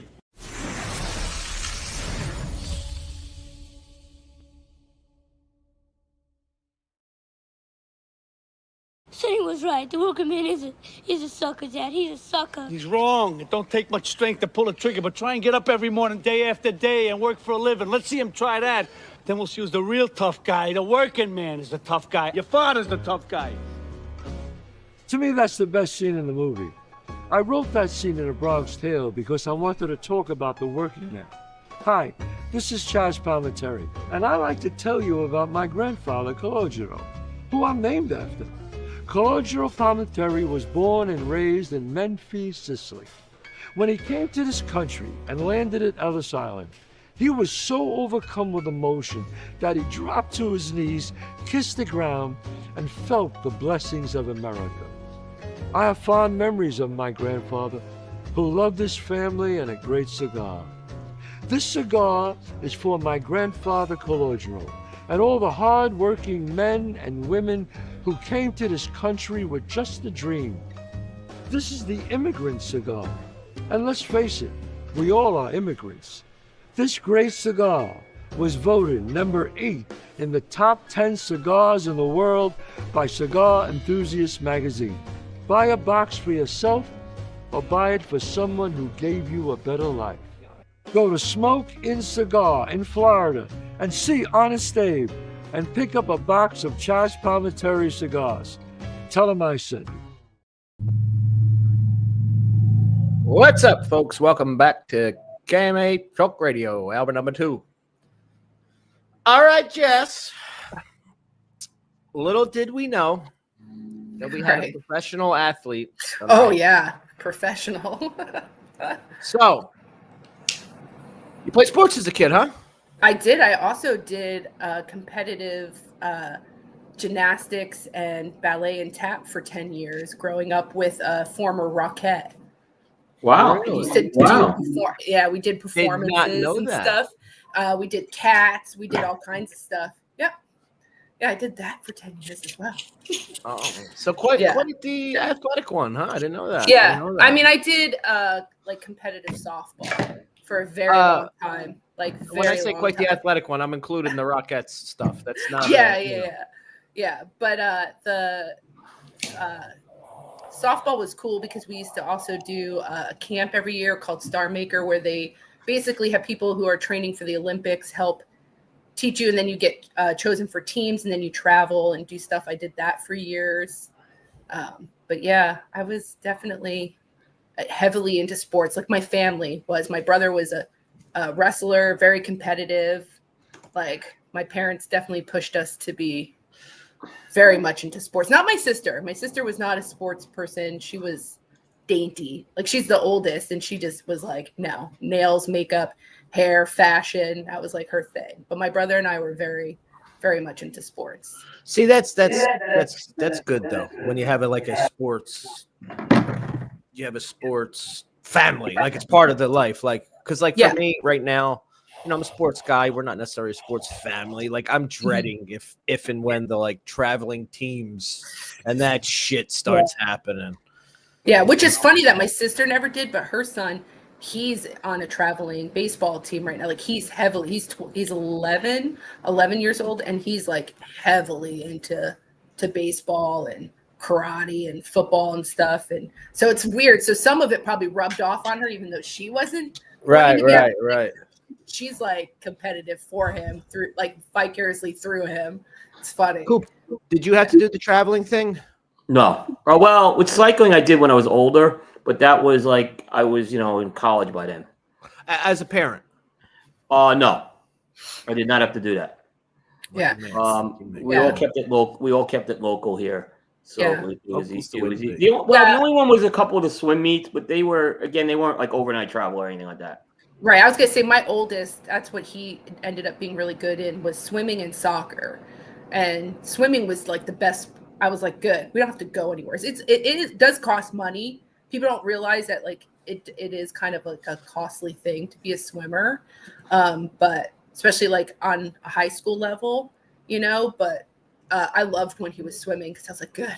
We don't have to travel really anywheres or like make huge plans. But soccer was crazy for him. I was like, this is intense. Now I understood what my parents went through. But my mom, growing up, coached. Like my brother, like was a coach for my brother's stuff, and like for me at times for baseball and softball. Like I think she was. My mom also used to bowl competitively, which sounds so like it's so weird. My mom was like a huge bowler, did it competitively on a team. So yeah, so definitely in the family. Kevin has a question for you, Jess. No, do I remember? I do remember some from when we did Grease. We did a whole Grease routine, and like every once in a while, like when my sister and I get together, we laugh because we'll do like a small little snippet of the Grease routine because she did the dance. So the short answer is she still got it in her, Kevin. What's crazy is that I'm surprised Kevin didn't try to do his homework first and make my mom show some videos because there's VHS. The only thing that concerns me is that Kevin, being Kevin, may watch those videos and become inspired. Make a video of his own. Yeah, he may. If reenacting might threaten her. Moves. They're there. She even, like, I don't want Kevin to get too inspired. Yeah. She had my son help her like track down like a VHS player, and then was able to record them onto like a DVD type thing. Like she was doing that for like the last like 3 years. So there are some very embarrassing things out there. Some very embarrassing. I'll tell you, as far as traveling teams and sports go, that's one of the advantages of living in the inner city. Usually when you live in a big city, traveling teams just traveling around the city until you get your team's good enough to play in state stuff. It's not like out here in the burbs, traveling teams are traveling. Yeah, but that's the one thing too, and also like we used to board horses when I was a kid. And then we had horses growing up, and my brother and I did 4-H for a little bit, and I used to do barrel racing for about a year or two before I realized how different that side of being competitive and all that stuff is. That wasn't really my thing. Sports was more my thing, but I did love that aspect of 4-H and barrel racing. I did that. 4-H? So it's like your farm, like where you go and you have your cattle, your horses, your your pigs and stuff, and it's like a whole farm type of thing, and people get judged, and agriculture, it gets young people involved, and Kind of for like the the it's like dog more show, for lack of a better but it's- word, for farm people, for farming. Right. for farming, basically, like farm animals and stuff. So yeah, I used to do the barrel racing and all that stuff for a couple of years. But that's really competitive. That's really hard. That's a whole different dedication. And I don't think I was built that way. Like, I loved riding horses, and that it was fun, but trying to be competitive and do the whole rodeo side of stuff was way different. And I didn't do that until I was like a teenager. That was hard. That was like a hard thing to even get into. I'm sure. So, I'm sure. Yeah. The rodeo. I haven't been Yeah. to. I haven't been to a rodeo. I don't think I've ever been to a rodeo. I would go to a rodeo. You ever I been to a don't think I've rodeo, been- Cooper? I don't think I've been one, but ironically, there was one up in the North Carolina area this weekend. Oh, nice. Yeah, up in the Greensboro area. I would take my kids to a rodeo. I've never been. It's really cool. I mean, and I'm people sure. like just the amount of athleticism that goes into staying on the horse, leaning, knowing the horse, and doing all this stuff. It's crazy. It's a crazy adrenaline thing for people, and I see the appeal to it. But yeah, that is a rough life. Yeah, it's physically demanding too, I would imagine. Oh yeah, definitely. I like horses. I was never a horse guy. Never rode a horse, but I there's something. The horse was the dog before the dog. For the thousands of years, the horse was the human's companion. Yeah. There's a famous video and clip that came out of me on a horse in Honduras at the Aroa farm. Oh, yes. And I was terrified, is what I'll just tell you, because I'd never ridden a horse. And they wanted to put me on this big horse. I insisted they give me a pony instead. I insisted that someone actually walk the pony for me. Like, I was a complete baby about it. And the funny thing is, as I'm riding it, I didn't know that the guy had let go of the strap. The I was riding lead. the horse on my own. And I see why people love horses after this. Like, wow, these horses are great. That little pony Horses was are awesome. some of the most social animals. Yeah. People don't realize like how therapeutic also horses can be for people. I used to have, when I worked for Easter Seals, I used to have a client that I took to a horse farm that did equestrian type style therapy. And No, Jess, listen, as somebody that works in substance abuse and mental health therapy, equine therapy is 100% a legitimate amazing thing. I saw things happen that like you just can't explain. You're like, this is like, it's mind-blowing to watch some of this stuff. And so the client that I had, she had cerebral palsy, and they still, like, it didn't matter. You just didn't go and get to ride a horse. Like, she had to groom it, help get it saddled. Like, it teaches you all the steps, but the trust and the build that happens and just makes that person also feel like a certain type of way better. There's like just something positive that comes from it. But I've seen some really cool stuff with the horse community and stuff. But yeah, I could see how they could be intimidating to people who've never really been around horses. I can see that, especially if you've never really been around them. You never listen. The horses are massive animals. You don't really, and what you see, especially if you've like only really looked at them on TV. Standing next to a horse is a big animal, but a big animal that essentially has the power of a car. Yeah. But it is a gentle living creature. Yeah. And like there are some that can become aggressive, they could be hurting. There could be some stuff. And so being aware of your surrounding, like don't get in a blind spot of a horse because they can cow kick you. They can still do some damage, like there's certain things about horses that can be intense, but yeah, I don't know. Because my parents boarded horses and had horses. So growing up, I was just around horses, and then I had my own horses, and so I think, that was just a love that I had. And even now, like I'd love to have horses, but that's a lot of work too. It's just so much work to have horses. Sure. I'm sure. Not a cheap proposition, a horse, that's for sure. That is for sure. Cooper, how's the news looking? We got a little bit of news, right? We got some news this week. Yeah, we got some news this week. It was a busy week, actually. Let's roll some news. We get some stuff to talk about. There we go. What's my theme music? The Scoop with Coop. Breaking industry news. Hear it first on KMA Talk Radio and cigar-coop.com.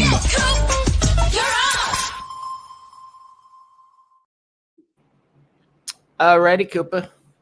Yep. Let's start off with this came out yesterday. Casa Carrillo has a new cigar coming out in time for Veterans Day.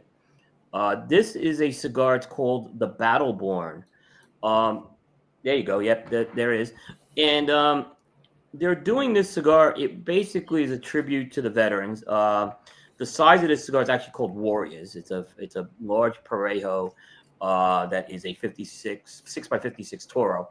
And the story with this cigar is, I guess, it was inspired by a guy by the name of Lionel McCoy, who is the shipping manager of Casa Carrillo, and he was a Navy veteran. He served in a couple of the Gulf War and Operation Desert Storm on some of the aircraft carriers.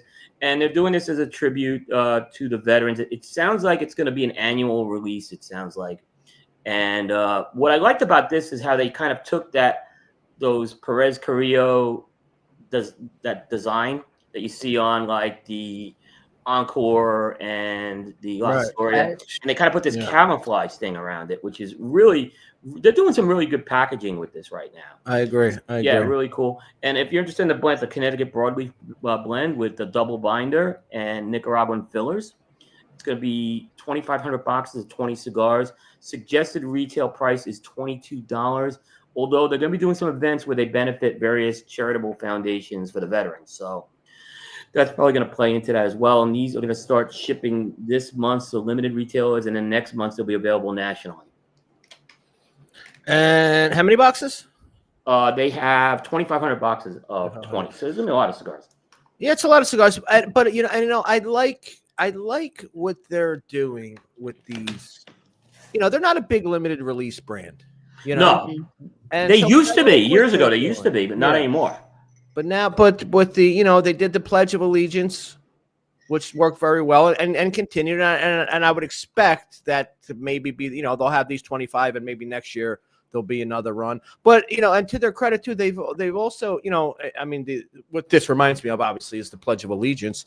Again, it's not just a, a typical blend that they slap the band on. The Pledge of Allegiance is very good, and I'm sure they put the same kind of work into this cigar. Yeah. So if you look at the picture, there's a dog tag that comes with it as well. I see that. So just little things with that. Yeah. And I believe that next year with the Pledge of Allegiance, they're going to do something big for the 250th anniversary of the country. Sure.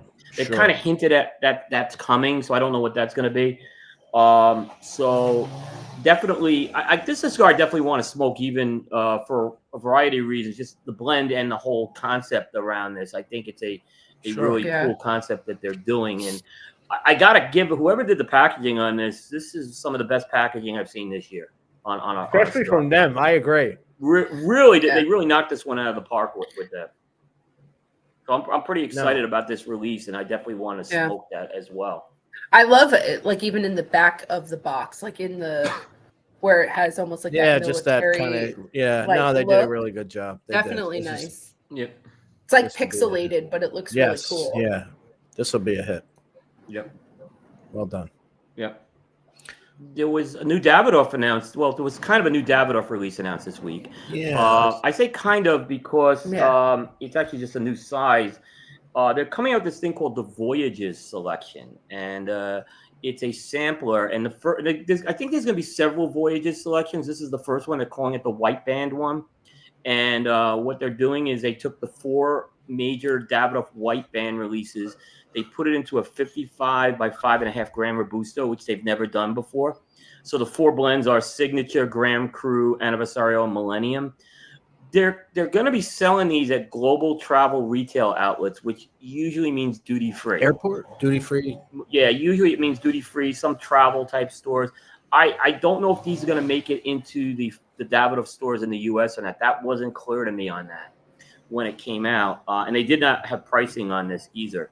But I will say from traveling, particularly internationally, these are the types of things that when I go into the duty-free stores, I see other companies doing this already. With I actually saw one, I believe it was before, when I was down in the Dominican Republic, they had something similar to this in the duty-free store, which I'd never seen before.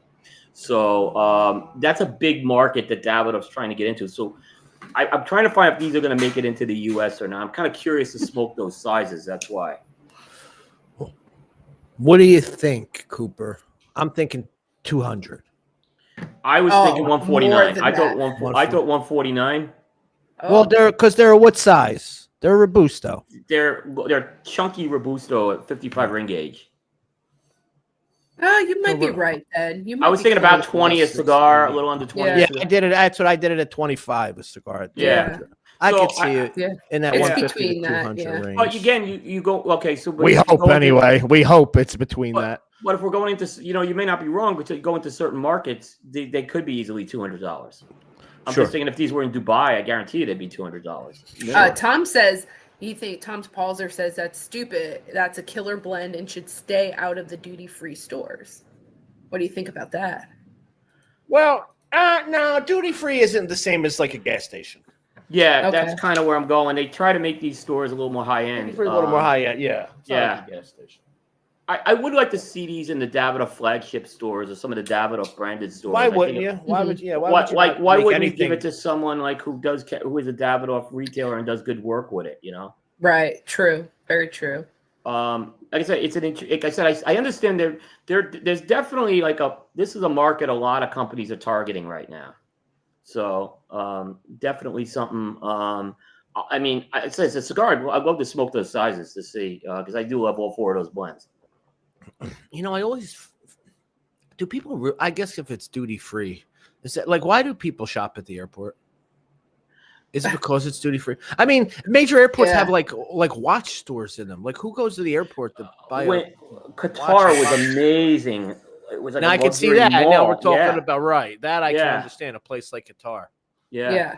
My son said when he was in Qatar, it just blew him away. The amount of things that you can purchase. Yeah. Yeah. Well, that makes sense. And listen, we got to remember, Davidoff doesn't always necessarily do things with the American market in view first. Maybe the airport experience is different in Europe that I've never experienced. I just don't see any scenario where I'm like, well, because traveling let me that buy way, a box of. But to them over there, it's a luxury. If you've ever been to on, even see some of the videos of how when you go to Dubai or go to Qatar, just the travel aspect of it is very luxury. Very, and I can't get Doha, which was the Qatar airport, is enormous too. There's so much retail in that airport. It blew me away. But I think people go to those, Americans will go to those stores for cigars because they're trying to look for Cubans. That's right. And then basically, and when they're there, you're going to be disappointed for the most part, except if there's a La Casa del Habano. You're going to be disappointed because you're going to see the same brands there, like it's Cohiba. Pretty much, you're not going to get anything. You're not going to find a Bahique there. You're just not. Right. And if someone found a Bahique, they can correct me. But because I've kind of looked and tried to find some of those.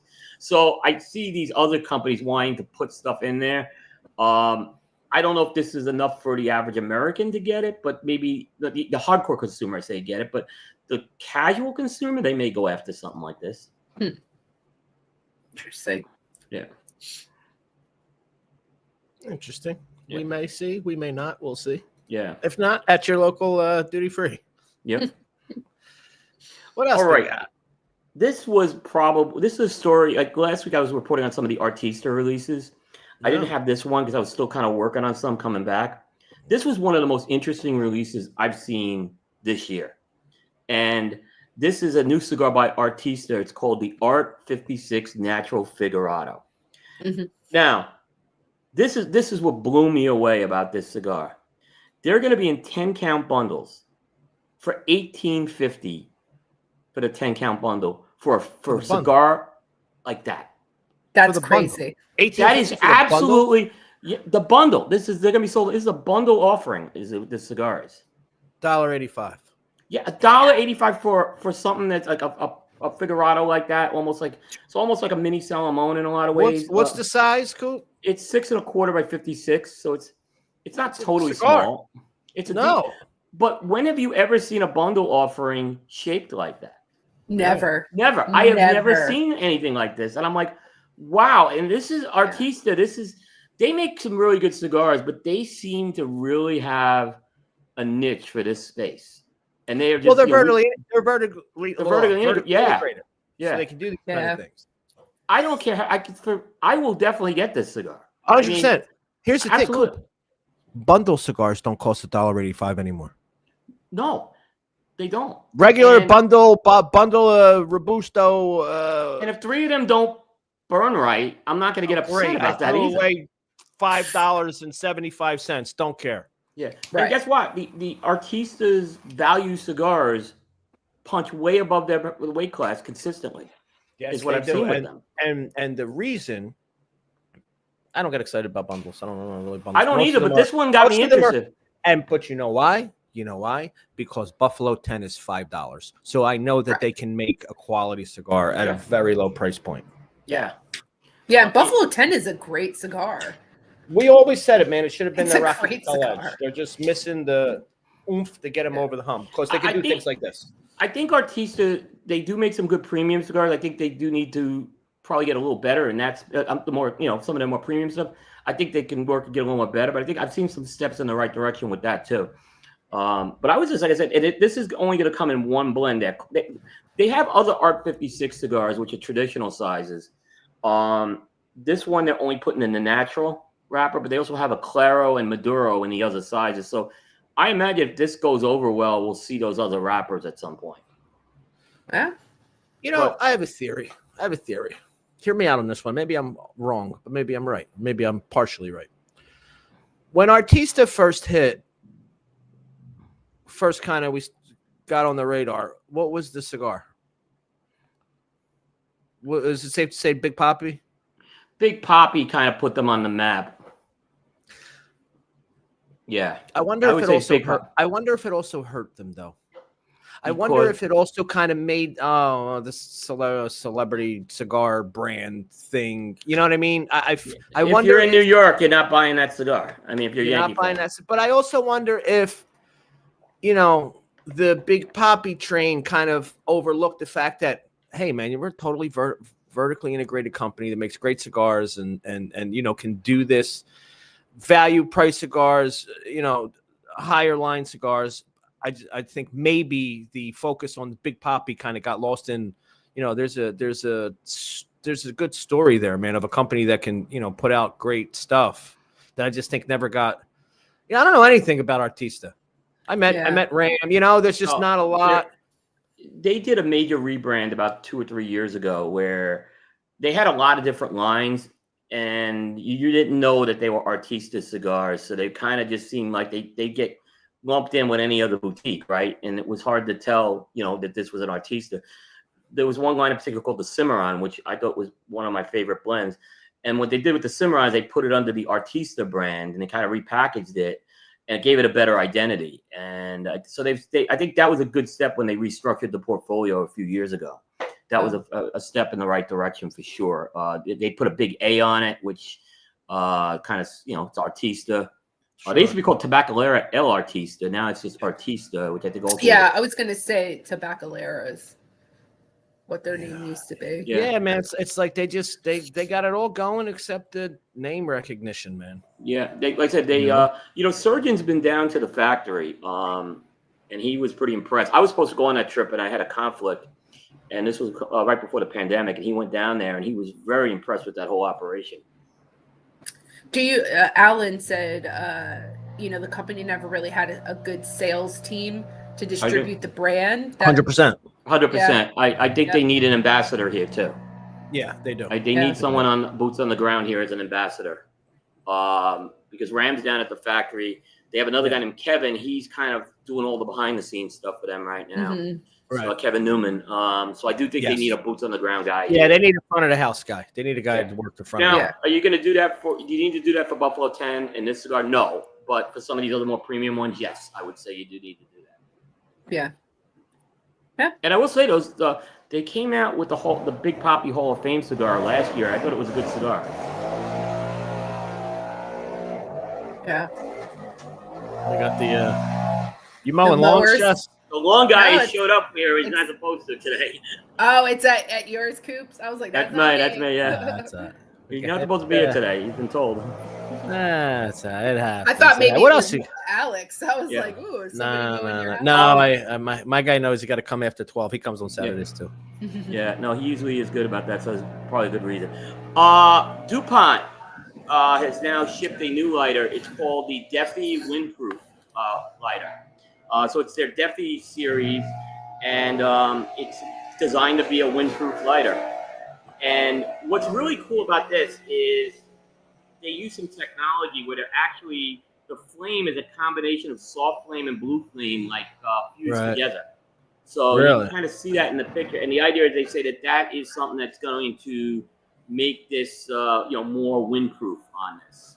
I'm a big fan of this Defi series. I definitely. Well, I was going to say, Coop, it as our residential DuPont lighter whore. Do you have one yet, or what? No, but I will be getting one. Yeah, I like that too. I like. Yeah, that it has that chassis around it, which it's very ergonomically good in your hand. It also protects the actual casing of the lighter. So when you if you set it down, it's not going to scratch the actual casing. That chassis will protect it. So a lot of times, like with this DuPont lighter, I have to literally put it on something soft so it doesn't fall down or anything like that. I don't want to scratch It looks like a beautiful lighter, you know, like it's very pretty and masculine at the same time. So not cheap, but not over the top. $395. Yeah, I think I'm in for one of those. That's actually a good lighter for me at home. That's a good lighter for me at home. I have a Defi. Even sitting here, I got an exhaust fan running. I got my ceiling fan. I got a fan blowing this way. I got to hide under the desk to light my cigar. All the fans. You're like, The other thing that's taking your shirt. Right. The other thing I'll say good about the Defis is they have a really good fuel gauge on the side of the lighter. Most of those fuel gauges are hard to read on a lot of these lighters. They're very, very hard to read. I don't know what they don't do me any good on some of these. Yeah. Some of them do have that little red that goes. That's Zycar. I think it's done some of the red. Yeah. But this one's really easy. It's like the easy fuel gauge to follow. And I used to not be a fuel gauge guy, but then when I want to know how much I filled the lighter, it's kind of tricky. So this one's very easy to know how much you filled in with it. I don't have this model of the Defi, but that's a staple of the Defis. Yeah, that looks like it definitely is a very classy looking lighter. But it also looks like you could use it every day, right? It's not so over the top that you wouldn't feel, good using it. Because I know that there's that whole topic of like, who's using some of these DuPont lighters and like how, are they more collectible and just like talking pieces, or when you're at your house, do you bring them out? Because like people at lounges never seem to have a lighter, right? Like but they all buy these expensive lights, but they never bring them to the lounges, which I don't blame them. Like, can you imagine if you forgot your like $800 lighter? And no, oh my goodness, right. I would die. Yeah. I went to a Davidoff lounge in Biloxi. It was a Davidoff Winston Churchill lounge. And they had all the Winston Churchill accessory lighters there. Now there's cameras there. You ain't getting out, with those or anything like that. Right. But it made for a nice feature of that lounge. They had the ashtrays, the Winston Churchill lighters. It was very, very, very nice. And that's a members only lounge, key fob type thing. So yeah. That's very cool though. Very cool. It was. So, but yeah, like I said, this lighter I think will be making its way into my collection at some point. Yeah, me too. Yeah, me too, Cooper. I'm with you. Yeah, that's a good one. And the final piece of news, this comes from the Premium Cigar Association. Joshua Habarsky, who is the executive director, he has now been given the title of CEO, and he has been given a 5-year extension on his tenure. That basically he will be the executive director through 2031. So I think there's a couple. I know Abe has opinions on the PCA. I'm going to say I think this was a good move. I think Josh has done a good job. It brings stability to the role, because a lot of these guys. What does this mean for him, like operationally or in like the stability? What is the normal term or? From what I understand, and they could probably correct me if I'm wrong, the executive director, CEO is basically a pump and pay, from what I understand. Which is why, like, Scott Pierce wasn't a CEO, but the guy before Scott Pierce was a CEO. So it's pretty much a bump and pay, I would say, is with this. I don't think it's going to change his day-to-day responsibilities on how he operates. But now he can use the CEO title. Gotcha. Yeah. But again, and I've spoken to Josh. I've gotten to know him. Really good guy. This is a job he wants to stay in. He's not using this job to go somewhere else. So if he completes his term to 2031, that'll be a 7-year run, which we've never seen any leader of the PCA have that type of run as long as I've been here.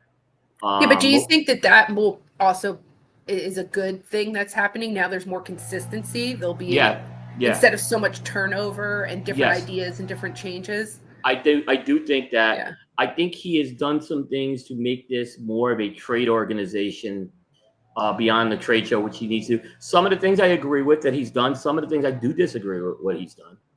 But they are making decisions. And I know when I talked to Abe on this a lot of the thing, his complaint was that they were indecisive in previous years. And a lot of times the leaders' hands were tied.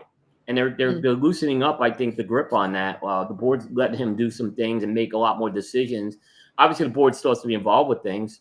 So, like I said, I think sometimes you do need that leader to make those decisions, and you just can't go back to the board, running to the board every time on something. Yeah. Yeah, no, good for him. I like him. I like Joshua. I've never met him, but we actually had a dialogue on Facebook. I think we were about that consumer component at that point when that news came out. Yep. And we've had a very good dialogue back and forth, and yeah, he's listened. The guy's in a position to take hard questions from our industry, I would encourage we bring him on to KMA, believe it or not. I would too. He would do it, and he would not he would answer every question. And you don't have to agree with him on everything. And also I'm just gonna say, because I like the guy and I want to give him some credit. I want to give Jay Davis some credit too. Jay Davis is also not afraid to stand there and take some absolutely and stand on the front line. It's not hide behind the veil of PCA. So no credit to those guys. No, and he doesn't make excuses sometimes. And I've had conversations on things I disagree with them, and Jay's candid with me on a lot of those answers. So. Listen, we had a full conversation. I was in total disagreement with Joshua, and we had a perfectly good conversation. Yeah. And I agree with you, Coop. I'm gonna mention that today. We should have. Look, I'll be honest. I think there was a couple of things in the last few weeks that PCA may have been. They should have been on top of California more. They should have been on top of that Texas thing where you can't use like celebrities now. Those are two things they were not on top of, and I think hopefully they'll fix that where it doesn't happen again, because I think they missed the boat. I think they got in too late on both of those, in my opinion. Yeah, I agree. To work on. I agree. Yeah, that there should have been at least alerts to the consumers that these were going on a year ago. Especially the celebrity thing that's a scary one, because that is a scary one. Now, if you want to tell me I can't use adolescent celebrities, yeah, absolutely, 100% makes total sense. But you're telling me an adult human being, because he so happens to be celebrity, because he's attached to it, I can't, just because he's famous. How bad would it have been if this was in Florida and Abe couldn't advertise that Martin Cove was at the Great Smoke? Right, or that Guy Fieri, those types of things, and you want to have the celebrity images on those things. That is a big draw. Only in Texas. That's a Texas. It's only a Texas thing. But what's scary about it is when it happens in one state, the other states all start to look at this. So. Yeah, my understanding is too. It's not very clear what constitutes a celebrity. Right. Yeah, that is very not good. Do you consider George Padron a celebrity? Right. Well, case in point, right? Carlito Fuente. Right. Yeah. I mean, very interesting. He's a celebrity in our industry. What there was no. But he's also been in documentaries. He's also been mentioned in shows. Yeah. So I don't know. So what constitutes a celebrity? And then there was some of the food stuff too, food on. Like like I said, I've seen that done to different extremes. If someone want to say this is the chocolate cigar versus the Reese's peanut butter cup cigar, there was a cigar that was released last week by a company. It was called an Oreo cigar, and it literally used the Oreo logo on it. Blatantly used it. Is this just a small boutique company? Yeah, it's a small boutique. They're known. Did for they doing a lot learn of nothing from the and other it wasn't guy? Pravada. It wasn't Pravada, by the I was way. gonna say, did they not learn anything from the other guy? No. I'm sure he's got a million decent. That's what I'm saying. Like, what is the value at this point? It's not worth the headache. It's not worth everything that comes with it. It's not worth the potential danger that you're bringing, in spotlight. It's just not worth it. Parody laws have changed too. There was a big Jack Daniels case, and the Supreme Court ruled that you can't just parody anything. So there are some rules around that, and that's going to come back and bite some people. But a lot of these companies will do is they'll come out with it and then say, "Oh, we won't do it again," and then they get away with it because they sold the cigars already. They sold them out, right? Let me give a piece of advice. I don't know what happened, but there was a strange moment in time where, for some reason, adults got into cartoon cigars and goofy shit. I don't know what happened. The nostalgia. But it happened. There was nostalgia. I get it. Yeah. At this point, most of us adults have realized, while we dig the nostalgia, the spotlight and potential dangers that come with it, it ain't worth it, and we don't really care. That cigar being named Oreo didn't move. Inviting anything that would be enticing to kids is just doesn't. We don't. It's not. I don't think it entices. It actually gets the opposite effect, I think, at this point now. It's like, okay, we're doing this again. Yeah, but that's going to be their argument, is that it would be enticing to children. So of course, we want to stay away from that, right? Like, I mean, as a kid, my dad, my grandfather, they smoked cigars, my uncles, pipes, all that stuff. But like, never once was I like, ooh, like, this looks exciting, as a small child, but if it has Cookie Monster on it, or, something, maybe a kid might look at it differently. I don't know, but we want to stay away from that. Yeah. And then there's, if someone does a Carlito Fuente cartoon, right?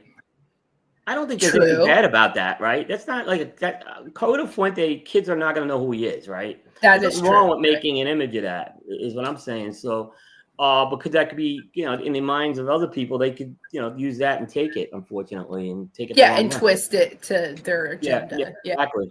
I did want to bring up, it was the second annual Women of PCA Policy Conference in DC this past week. Yes. And I saw quite a few women in the industry there, and that's pretty amazing. This is the second time. I guess they did it last year. It was like one day. This year it was 3 days. So they did a good job with that. I think one thing the PCA has done a great job is promoting women in the cigar industry. We have a very strong female cigar culture in the Charlotte area. It's I know for a long time we tried to have that. There were a lot of people trying, but it finally made its way into Charlotte, and it's great to see it.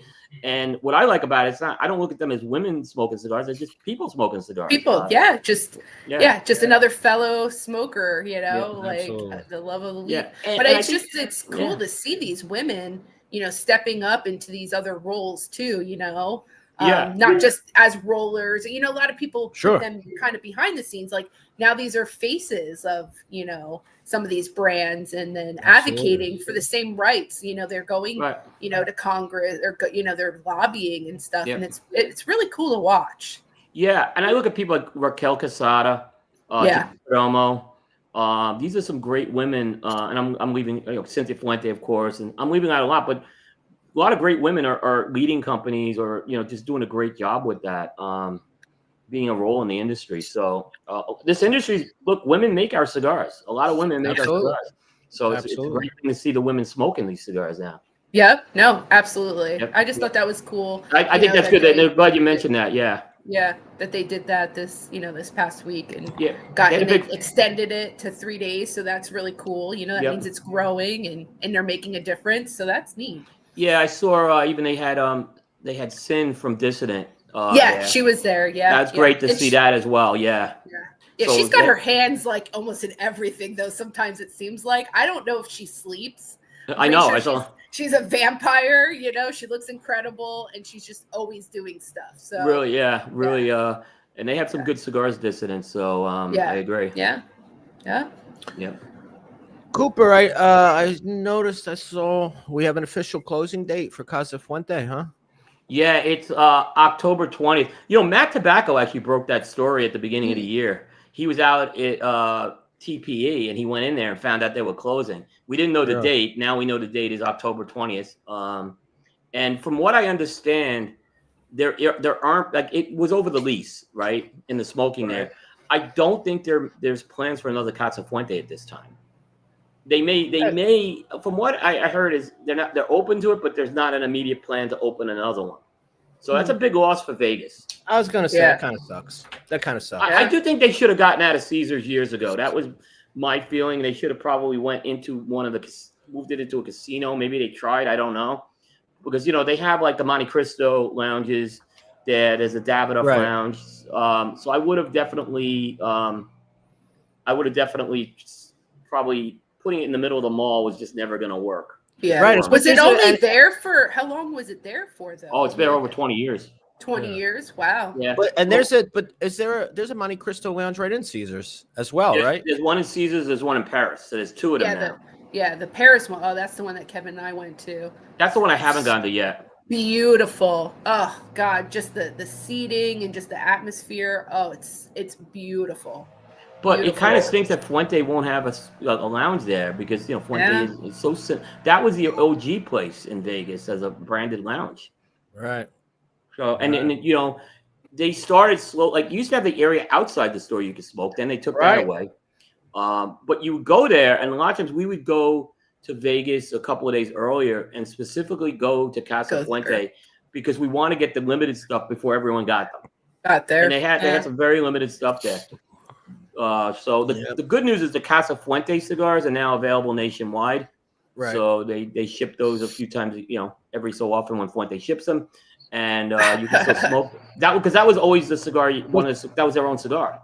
Yes. You know what? It almost makes you wonder. Did Carlito have a sniff of what was to come when he started releasing those Casa Fuentes out into the wild?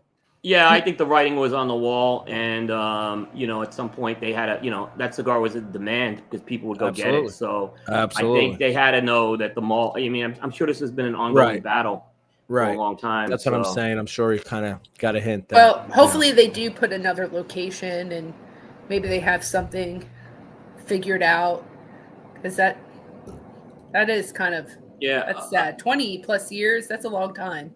Yeah, the place we smoke at in Vegas is a place called Cigar Box. It's off the strip. Oh, okay. I've heard of it. It's run by the same people who are running the Fuente rounds for Fuente. They own it.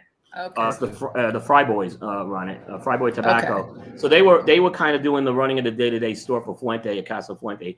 So great. You'll still get a great experience at Cigar Box, and I think they also do the Monte Cristo lounges too. Yeah, I think. Our friend Care, when he was out in Vegas, he stopped there and he said it was really cool lounge. Very cool experience. Really cool lounge, and great guys who work there. They have some great staff. They treated us great when we went there. Yeah. And we made that's the Coop team's now official home to smoke. Nice. In Vegas. Nice. Yeah. Nice. I got to check that. I haven't been to Vegas in a while. I haven't been to Vegas in like a decade. We need to get you out there for PCA. Yeah. See, just be prepared for all the weed smoking walking down the strip. Oh my goodness! It's changed so much with that in the last few years. I know. Yeah. It was.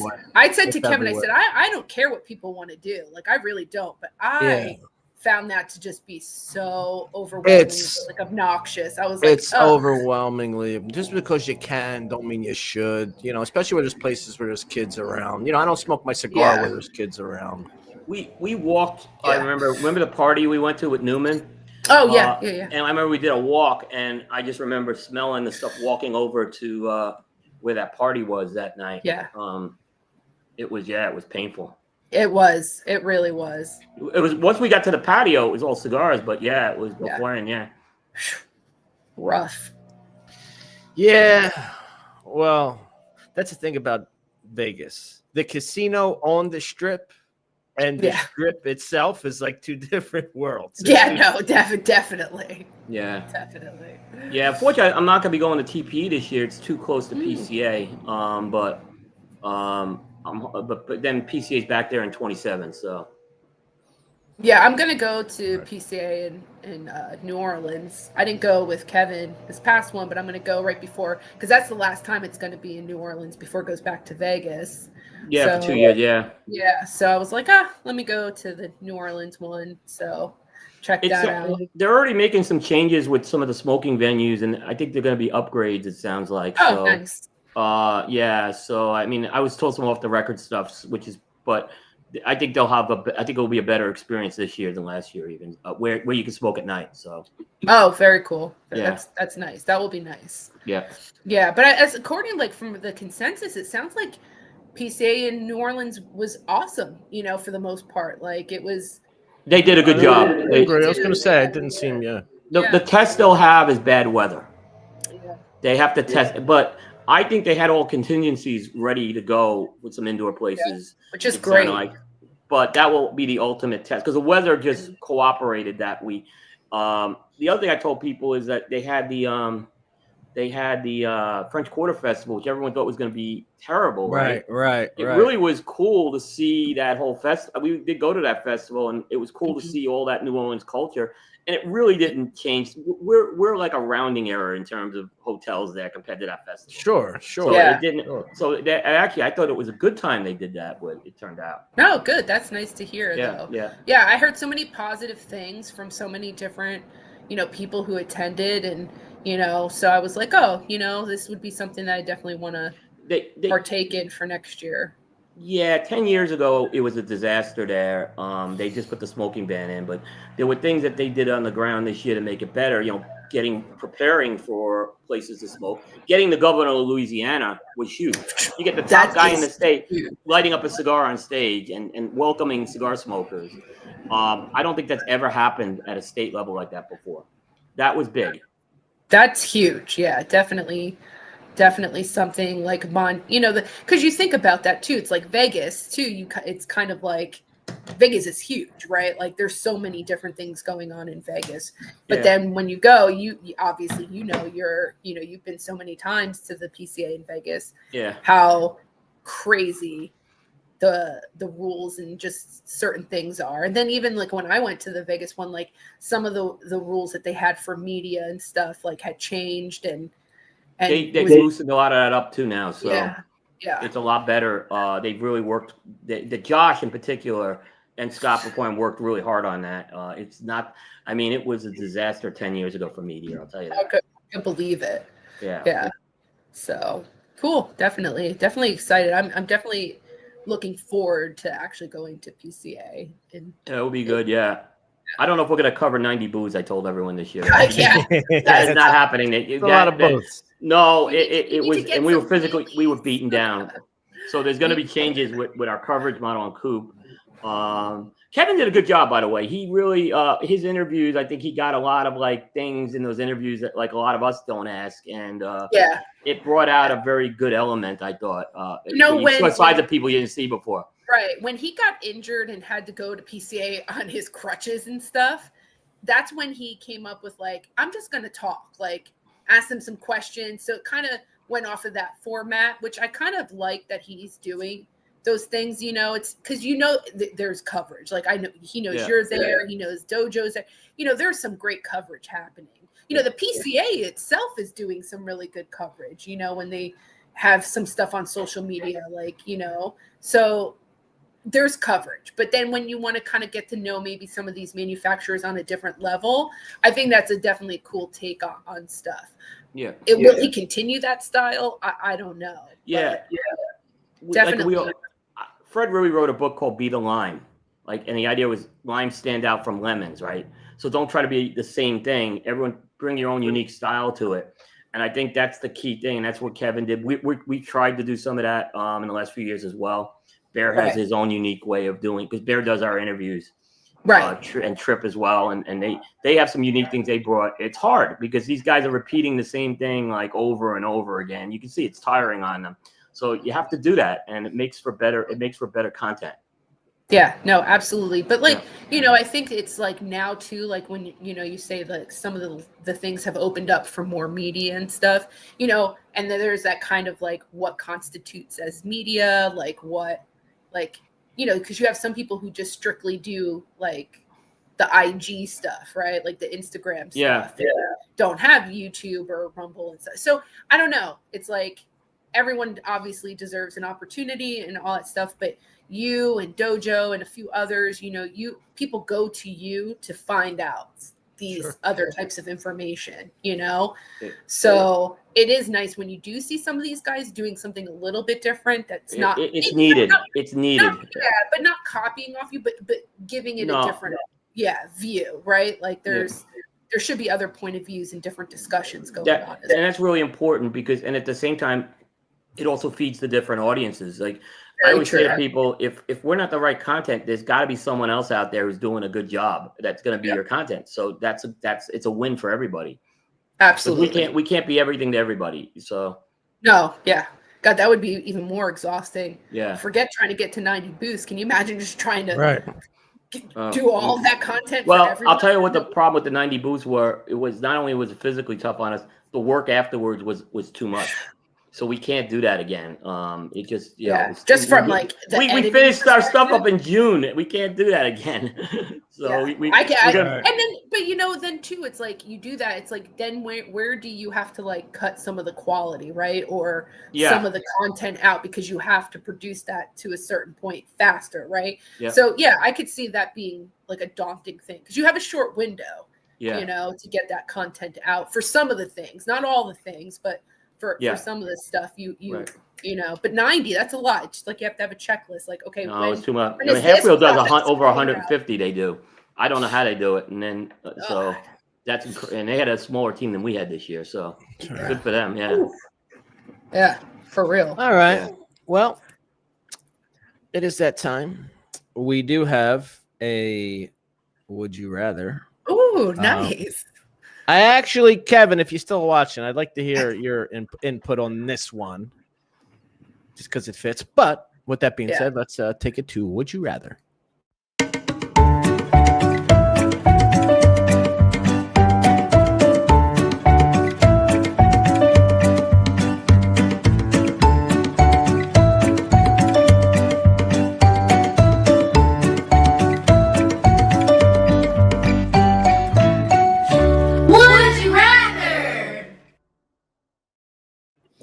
All righty, let's take it to Izzy this week. Here we go. Would you rather change your tire or change the oil?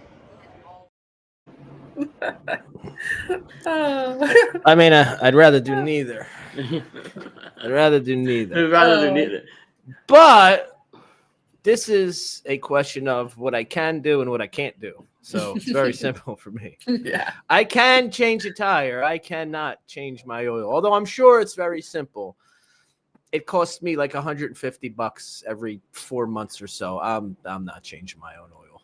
I'm not. I don't know how, and I'm not doing it even if I did. So for me, I'll change the tire. Neither. There you go. Take it to Kevin. Let a professional do you. Yeah. It used to be years ago, it was a lot easier to change your oil. It's not easy to do that anymore. I could see that too. Cars are definitely a lot more complicated than they. Not that I could change a tire, but if I had a gun to my head, I think I'd still go with the tire. Because at least I think I can fumble through it. But now the oil, that's a tough thing. In some of those, it's very tough to get to that oil filter. Yeah, definitely. Right. I'm spoiled. Kevin takes my vehicle and does all the things. I'm sure. But growing up, my dad made sure all of us knew how to change a tire and change our oil. But like I had a crappy, 90s vehicle when I was, growing up. So it's not like now where I have a decent vehicle and it has changed. But I'm paying someone to do it. I used to always check my oil. I don't do that anymore. Oh yeah, I know. I used to always check it to see. Stick. You have to stick and you see how dirty the oil is getting. you need your oil change. Or do you need more oil? Yeah, I don't do that anymore. And again, even in my car, it's not easy to get to that stick. So, right.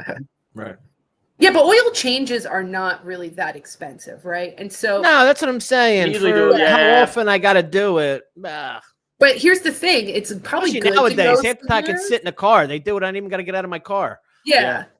Like it's probably good to go to getting that done and staying consistent on it, because it will probably, I don't know, this is a Kevin question, the upkeep of your car. Like Kevin, when he met me, like I had, did not have good upkeep on my car.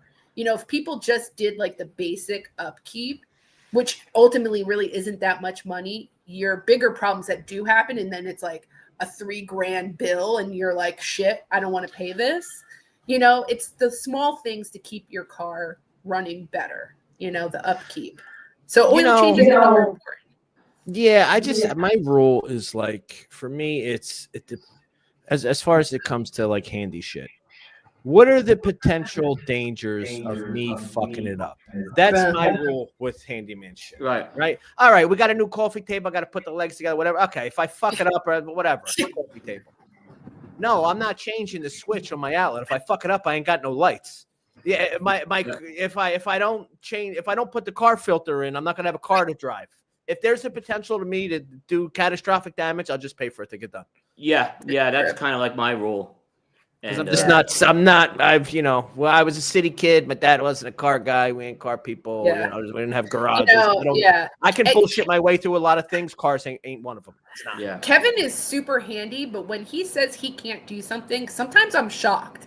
Like, I'll be like, really? Or he's like, I don't want to do that. I can do it, but like, I'm just going to pay someone to do it. It's like the time it takes to do certain things too, just isn't worth it to him. Kevin, I will say this, Kevin, the dishwasher is the greatest scam that the appliance industry ever played on us. We literally wash dishes before putting them into the dishwasher. I don't, but well, most people. I don't either. Yeah. I refuse. At that point, I'll just wash it and put it in the drying pan at that point. Yeah. Literally, we wash dishes to put them in the dishwasher to be washed again. Yeah. And I don't know. I load or unload. Probably load. You could be a lot messier loading. Unload, I gotta unload the pain in the ass cabinets. Yeah. Loading is definitely the way I would pick too. But we have a thing right now currently. That's probably why he brought it up. Because he comes home, it just everything goes in the sink, and I'm like, what the fuck? Like, there's nothing in that sink. Why are you throwing that? Open the damn dishwasher and throw your shit in the dishwasher. Like every day for the last couple weeks, I've just look at him. I look at my daughter because they'll just throw their shit and say, I'm like, is this a magic sink? Like, this is just all of a sudden going to wash the shit for you? Like, throw it in the dishwasher. The sink is empty. Like, God, irritate shit out of me. Irritate me. Jimmy, I want to see the number of deaths from food poisoning from dirty dishes prior to the advent of the dishwasher. I don't believe it.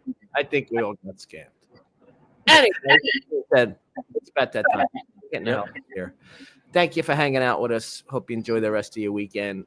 Until then, keep it lit. We'll see you guys next week.